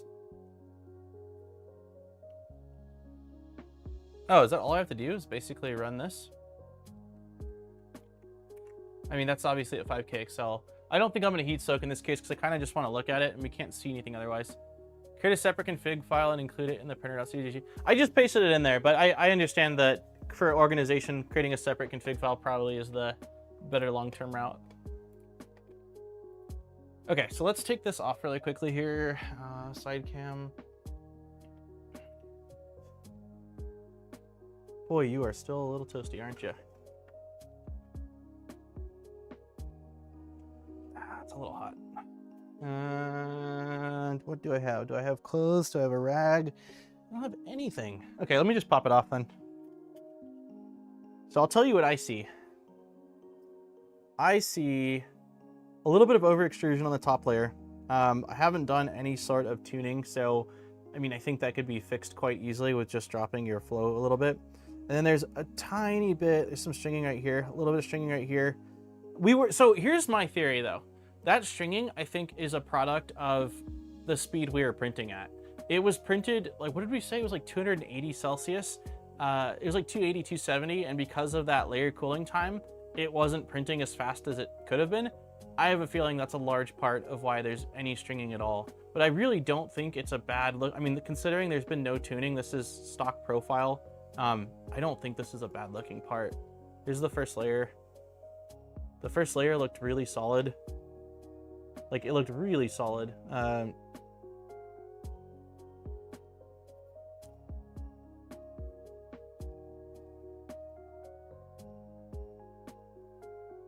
So, yeah, pretty pleased with that.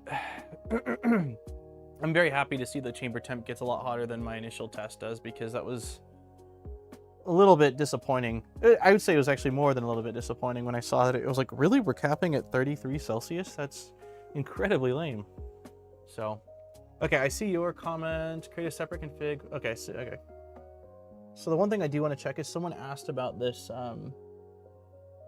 Someone asked about this filter,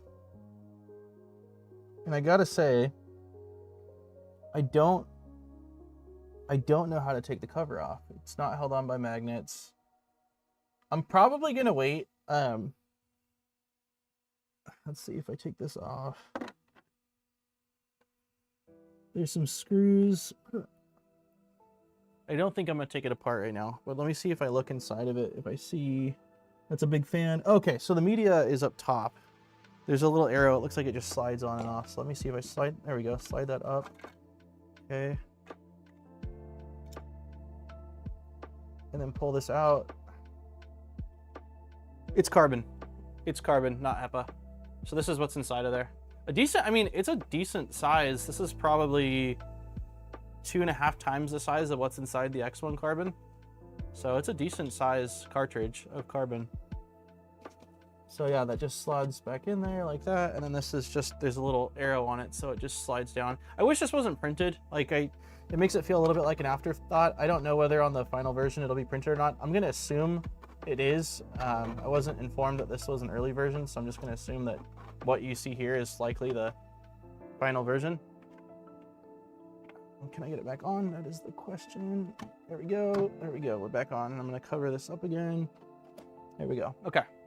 So, Delmar says to scroll further down. Let me get this in a good camera position. All right. Okay. You said scroll down the page a little bit. There's more arguments with speed as well. So this was...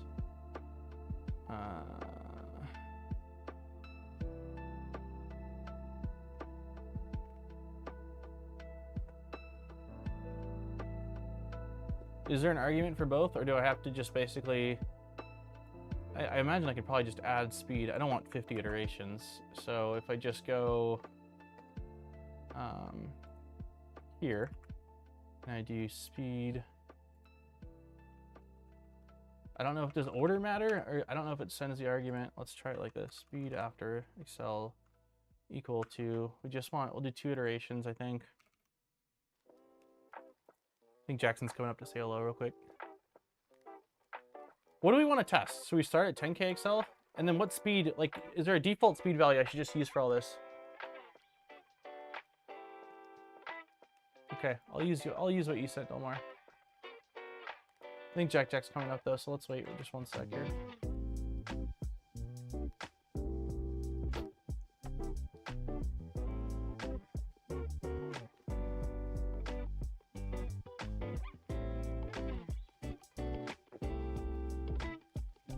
I hear him climbing. Jackson? Jackson? Hey, bud! Did you just get back home? Yeah? You wanna come say hi, kiddo?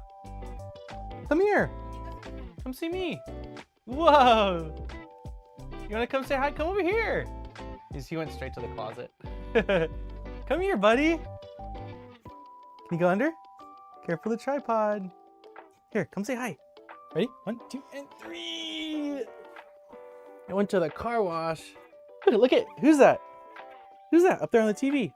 Look at the TV. Is that you? You say hi? You say hi? You want to sit on the stool? Of course you do. This is, you can't play with these, and don't touch the keyboard either. Here, you can play with, let's find something for you. Here, look, no, that's not, this one. Look at that, that's a gear. Oh, they can't see him. There he is. Can you say hi? Oh, that's the keyboard, baby. I showed them that you were helping Daddy in the garden yesterday. Yeah, with the water. Someone said I should print out a kid-sized little water spout pour. Yeah, it's probably not a bad idea. You found the laser gun. That's the laser gun, buddy. Uh-huh, yeah. Yeah, this is so Daddy can check temperature on the motors. Look at, you press this button, and it shows you temperatures, see? Yeah. Tell Daddy you're excited for Jill. We should find out in what, 2 weeks time? Is this boy or girl? We're gonna try to find out a little early. I think that 20 weeks is like, they should definitely be able to tell, but we're gonna try to find out at 18 weeks. So we're at 16 weeks. This Sunday is 16 weeks, so we're getting there. You like, is that the mouse? Huh? Is that the computer mouse? We're gonna make this printer move really quickly, bud. Yeah, we're gonna make this printer move really quickly. Watch, look at the camera here, okay? Watch, here. We're gonna home it, okay? So we'll press this button. Look at.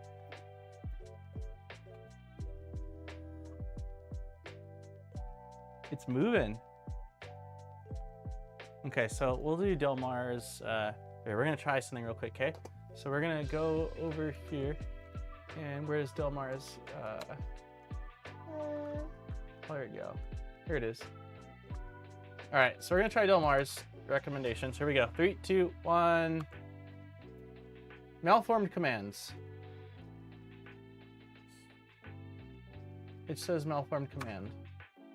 Uh-oh, don't press all the buttons. So something's not right with that command, so we gotta figure it out. Hey, Daddy's gotta test this printer. I'm gonna come downstairs in 20 minutes, okay? 20 minutes. Can you take this one downstairs with Mommy? Can you say bye-bye? Wait, hold on. Say right there, bye-bye. Bye-bye. Okay, I love you. Here. Bye, Mommy. I'll see you in a little bit, okay? Don't play with that one. That's for the internet. We need that. Yeah, box. I love you. I'll see you in a little bit. Might be a copy paster. Everyone says bye, Jack. They say bye-bye. I love you. I'll see you in a little bit, okay? Okay, malform command, test speed. Okay, let me try copy pasting it from here. Test speed, Excel's iterations.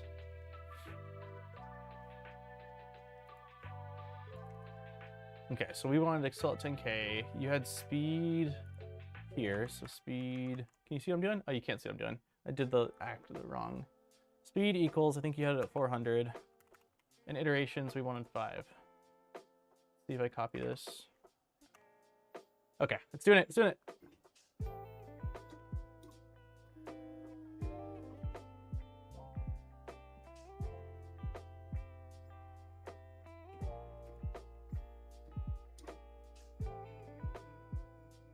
I did restart.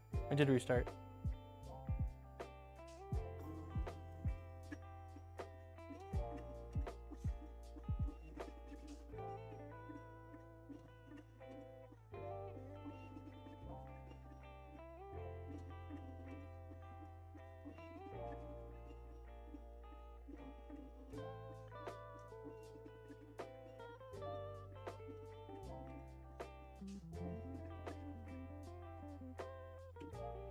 Hey, Tom Mama.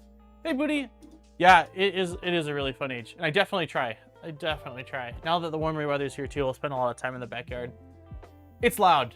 I mean, the motion isn't terrible, but the fan on the back's really loud. I can't remember what we checked last week, but I did a, from one foot away with my phone, like the decibel reading, and was it like 75 or 76 open and closed like 63 or something like that? Okay, what do we want to try next? Should I keep speed the same and just increase accels? Yeah, I know it said that, Aaron, but it's tough to see it. It's tough to see it through the glass for the sake of the stream. That's the reason why I didn't do it. I did see that it said that as well. Should I keep speed the same and just like basically go from 10K to 20K accels?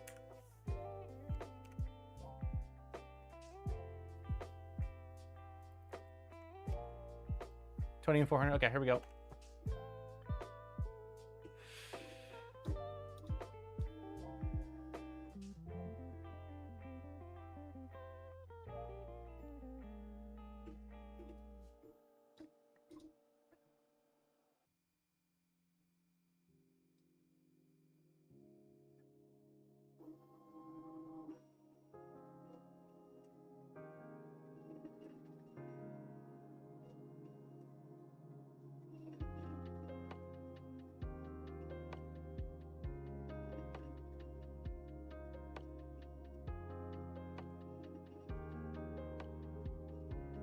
I don't know what that is, PC. Auto speed macro. I don't know what that is. Okay, so let's try 30K. Turn off the noise cancellation so you can hear it. Okay, I can do that. Let's see, microphone is here. Where is my road, filters, noise cancellation. Okay, noise cancellation is off. It didn't skip any steps, Aaron. I'll try 30. Here's 30K. I'm gonna have my mouse over the emergency stop just in case.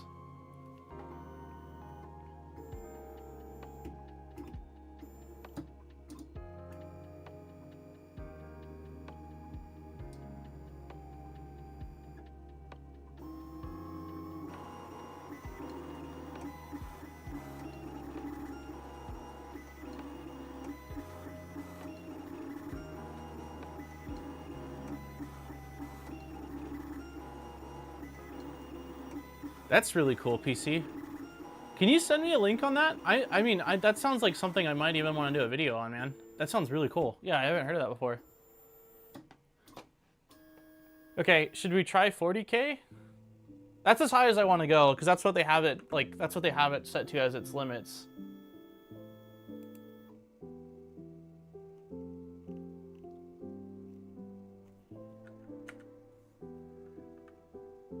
It does have an ADXL, and that's one thing I wanted to check as well. The only issue is I've got 14 minutes left till I have to kill end the stream, basically.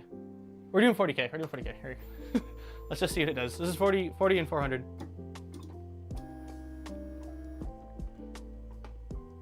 This is what they have it set to as max Excel and firmware, and it's what they have set for their infill printing speed.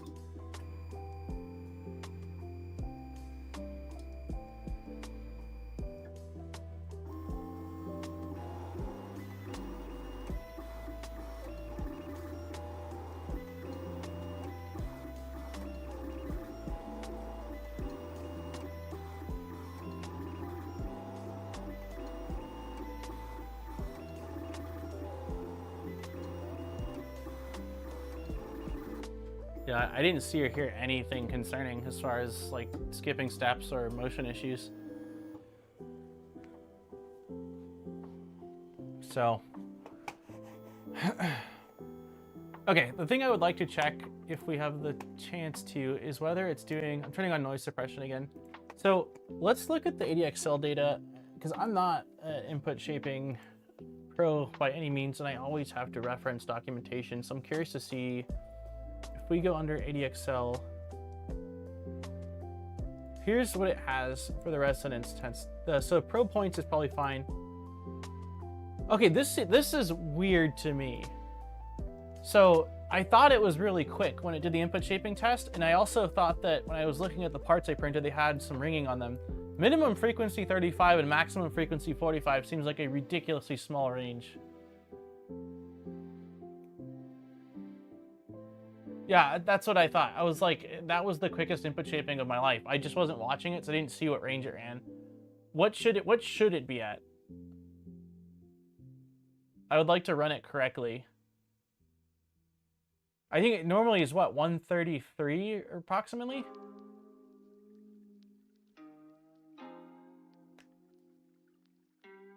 $145? No, stock is higher than that. If we go, hold on, let's look at the Clipper docs.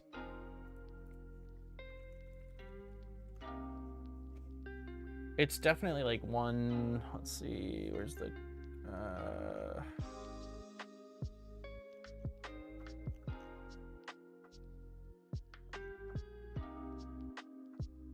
oh, what is the default? It doesn't show it actually because it's not defined. It's higher than that though. I know it's higher than that.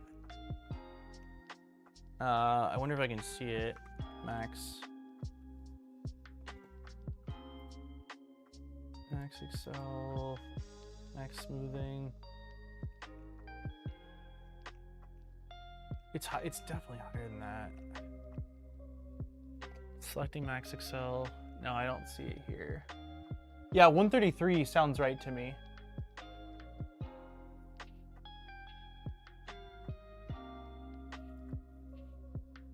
Yeah, that's low. 133, like watch, if we, because you don't have to include that value, so let's just disable that value. If I'm not mistaken, you can just, oops, what am I doing? So let's go ahead and just disable min and max. And then run it.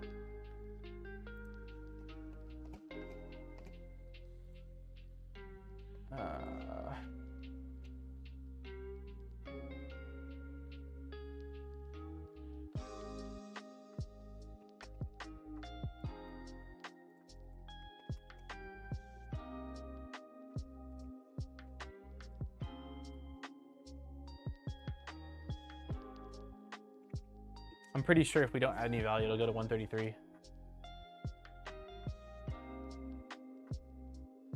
I did save. I restarted. I think you could, yeah, you probably couldn't see it maybe. Let's see. So let's go, oops, side view.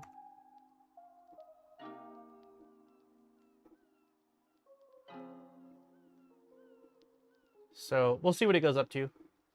It started at 6. It started at 5. 5 was the baseline.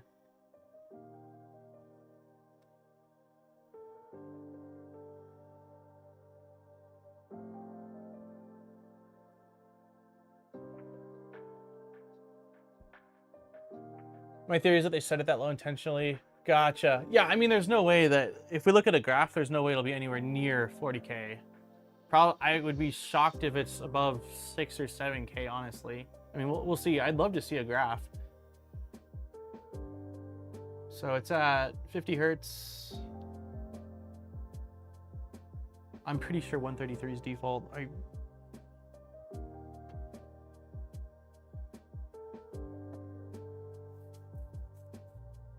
There's a new input shaping test? I don't think I've even seen or used the new input shaping test. Was it released on a, just realized I'm showing a lot of knee. Was it released on a, I would get shake and tune on there, see how well tuned it is.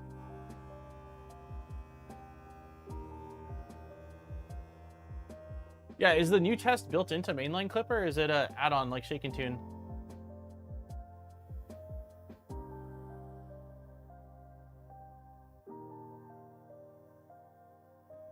I need to play around with Shake and Tune more. It's on my list of things I really wanted to cover and make a video on. It's pretty advanced, and like, I don't want to give out the wrong info, so I don't know. I'd have to rely pretty heavily on what documentation it has.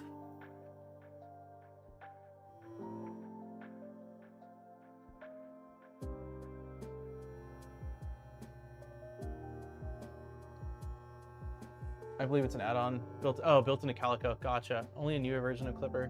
What is this running? So we're at 129. This is running. It actually probably doesn't show what it's running, right? Because it's probably, I don't know if it's modified or not. Okay, so yeah, it ran at 133. It was right.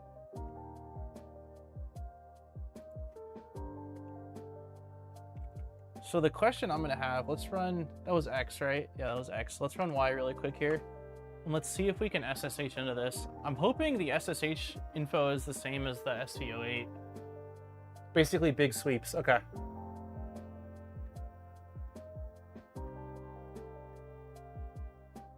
Vor on Discord suggested disabling it. Okay, so Vor on Discord is saying not to use that new method yet.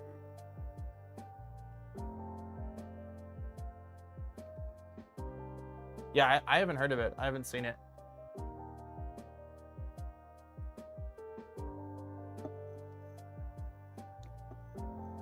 Also, approximately 7 more minutes until we do the giveaway. So if you have not entered in and you want to, do so. Nice, we got 186 people here. If you have not hit the like button, please do. We got 98 likes. Let's see if we can get to I believe we can get to 130.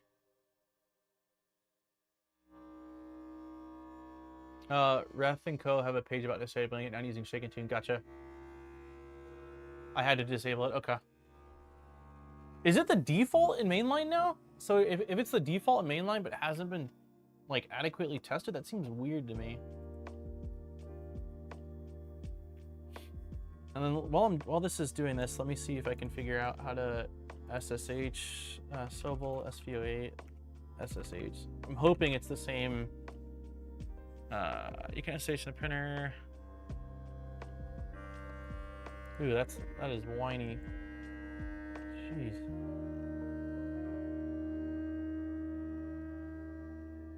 Okay, so this says login Sovol, password Sovol. So hopefully they did the same thing. That's weird that they would have it as a default on Clipper if it hasn't been thoroughly tested, considering this older method of input shaping has been in there for so long.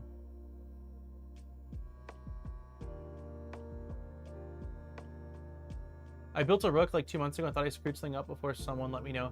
So wait, the issue with yours, Nutty, was it Nutty? Sorry, it's hard to see from this far. Well, the issue with yours was that the new input shaping method wasn't working correctly? Yeah, the metal panels are not quiet. Hey, Mark. Okay, so let's see really quickly here if we can SSH into this. So let's go SSH. Nope. Command prompt. So let's see if we can figure out what our IP is. Advanced. Show IP. 139. So let's try SSH Sovol. Wait.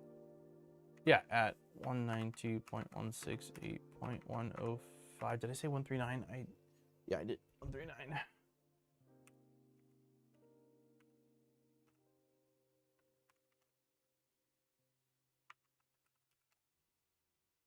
Yes! At least they're consistent. Okay, so I cannot for the life of me remember how to generate the graphs. This will generate 2. Delete the CSV, do not desire in our zone.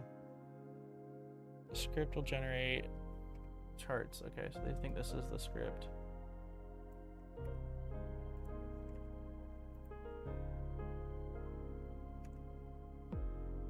Wait, permission denied.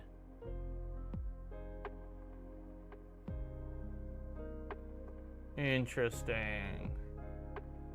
So that login is not.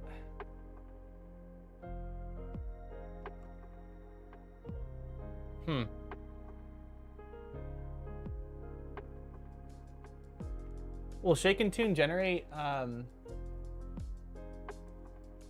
Time warning? Wait.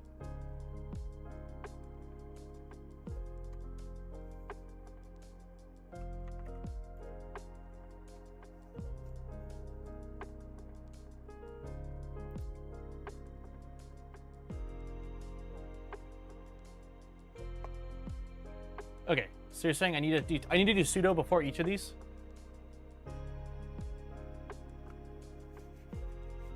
It doesn't appear like it's running the newer input shaping.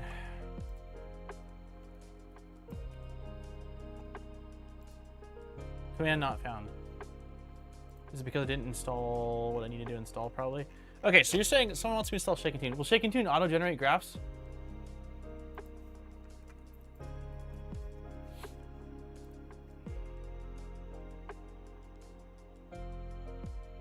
Don't install clipping. This isn't, oh, this is clipping.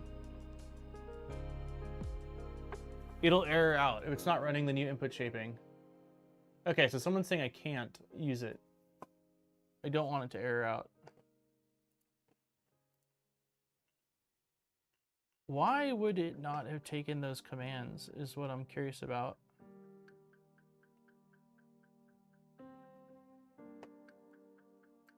Is it because I didn't install?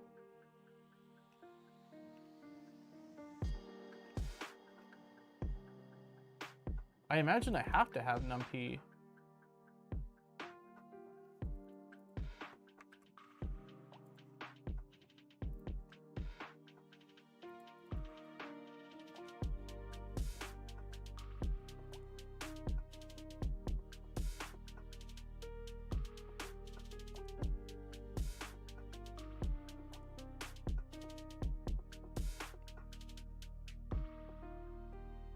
You'll need an up-to-date clipper on main cell.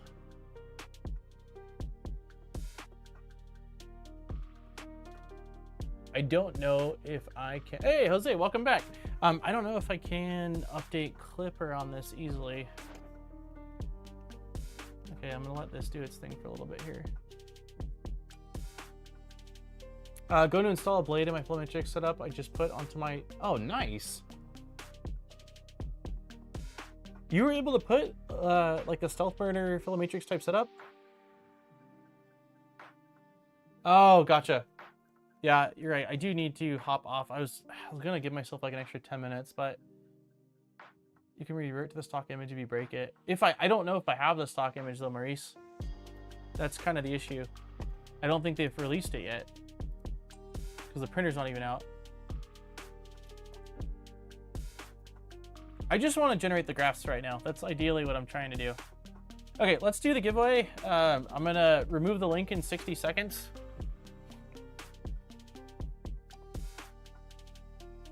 Gotcha. Shake and Tune only works on the newest clipper, which you probably need to flash, which I don't have an easy ability to do right now, so I'm not gonna do that yet.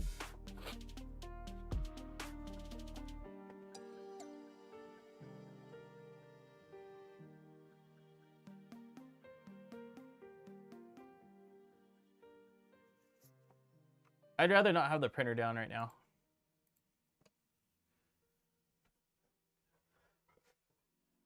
Yum! Thank you. Thank you, thank you. I'm gonna be copping off very soon. Okay, I'm removing the link. Remove. Okay, anybody still filling out the form? You've got another 60 seconds. I just removed it from chat.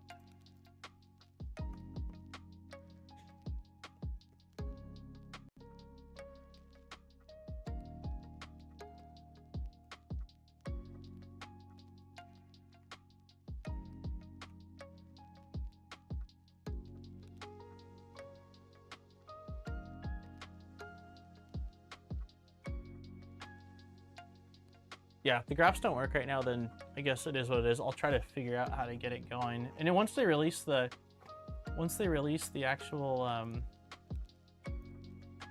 file, let's try to do both. Sudo. I don't feel like I usually have to run sudo for this. Command not found. Yeah, it's still saying command not found. I don't know why. The script will generate charts. Okay, I'll have to figure out another way. All right, let's do the giveaway.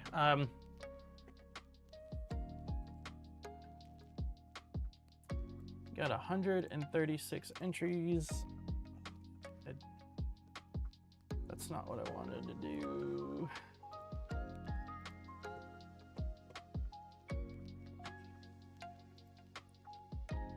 Thank you, Delmar, for the reminder. I forgot that I do have to go very, very shortly.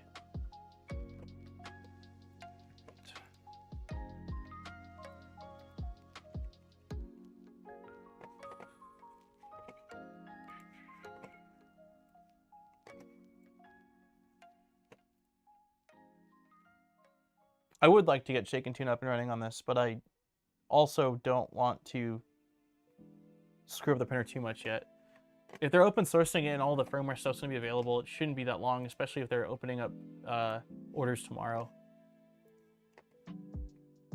Okay, 136 people. There we go. Alrighty. Wish they just did mainline.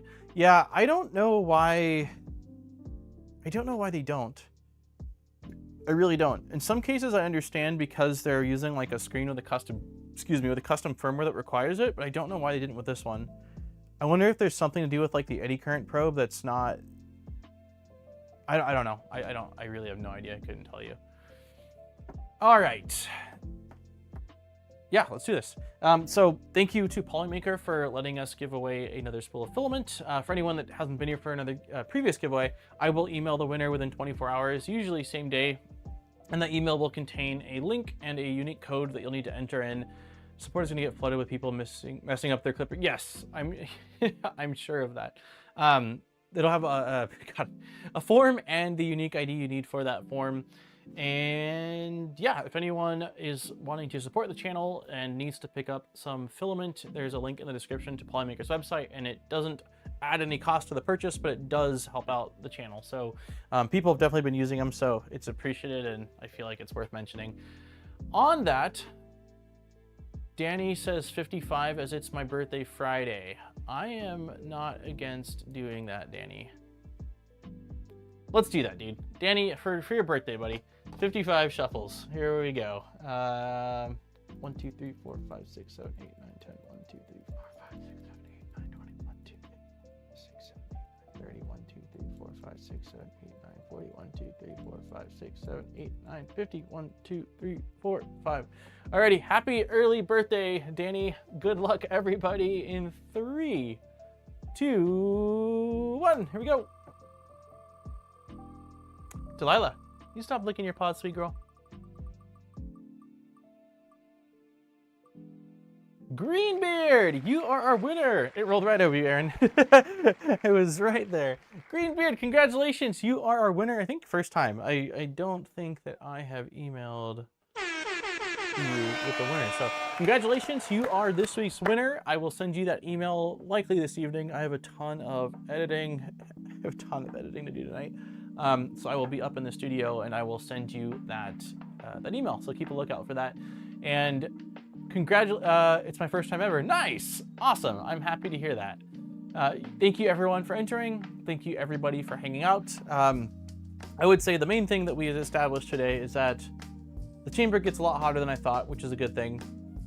The motors didn't seem to get too warm. I mean, they're warm, but based off the values people were throwing my way, we weren't anywhere near. We didn't hit 80 Celsius, but in counter argument to that is it also wasn't a very long print. So it'd be interesting to see with like a full plate of parts, which granted a full plate of parts on this isn't that big, but still, you know, something taking a couple of hours versus 20-30 minutes, how what the peak is for motor temperature before it stops. And then we also played around a little bit with the accelerations, which was fun. And figured out input shaping is not set up correctly on here, or it's either intentionally not set up correctly or they made a whoopsie. And then we need to figure out how to get the graphs. I want the graphs. I will probably play around with it a little bit more, but I'm really hoping that in the next week or so, they just release all of the stuff on their GitHub, so that way we have access to the firmware and I can just hopefully update to the latest version of Clipper if possible, and then install Shake and Tune, because this is the printer where I think it'd be really fun to play around with that. And if I am gonna make a video on it, this might be the printer that I want to make the video on it for. So It's pronounced Kern. Captain Kern. Did I say Kieran? Did I say Kieran? Sorry. Kern's a lot easier to say. Captain Kern. Everyone deserves to be a winner. Doe! All right, yeah, I had a fun time. Also, just as a reminder, I will be live again on Sunday, but we will, it'll be over on Steve Build's channel as we continue, with the adorable, so this week's theme is mini mighty printers. So we are going to be continuing with the Tic Tac. So I think that the main plan for Sunday is to really get that tool head built and installed, and then hopefully do a little bit of maybe some of the electronics. So hopefully I will see some of you there. I really look forward to it. It's a ton of fun. Hanging out with Steve is a blast. It's, you know, squirrels, man. We're just a couple squirrels. So yeah, I hope everyone has a wonderful day, and I will catch you all next. Oh, also, thank you to everyone. We had a ton of gifted memberships and new members and returning members. Why are you crying, sweet girl? I don't think she likes when I talk with my, like, loud voice. Because normal me when I'm not streaming is like, well, I'm pretty loud, actually. So I don't know. She just doesn't like my, like, when I'm in front of the camera, kind of being really loud. Anyways, I will see everybody later. Thank you again, and I will catch you next time. Bye, everyone.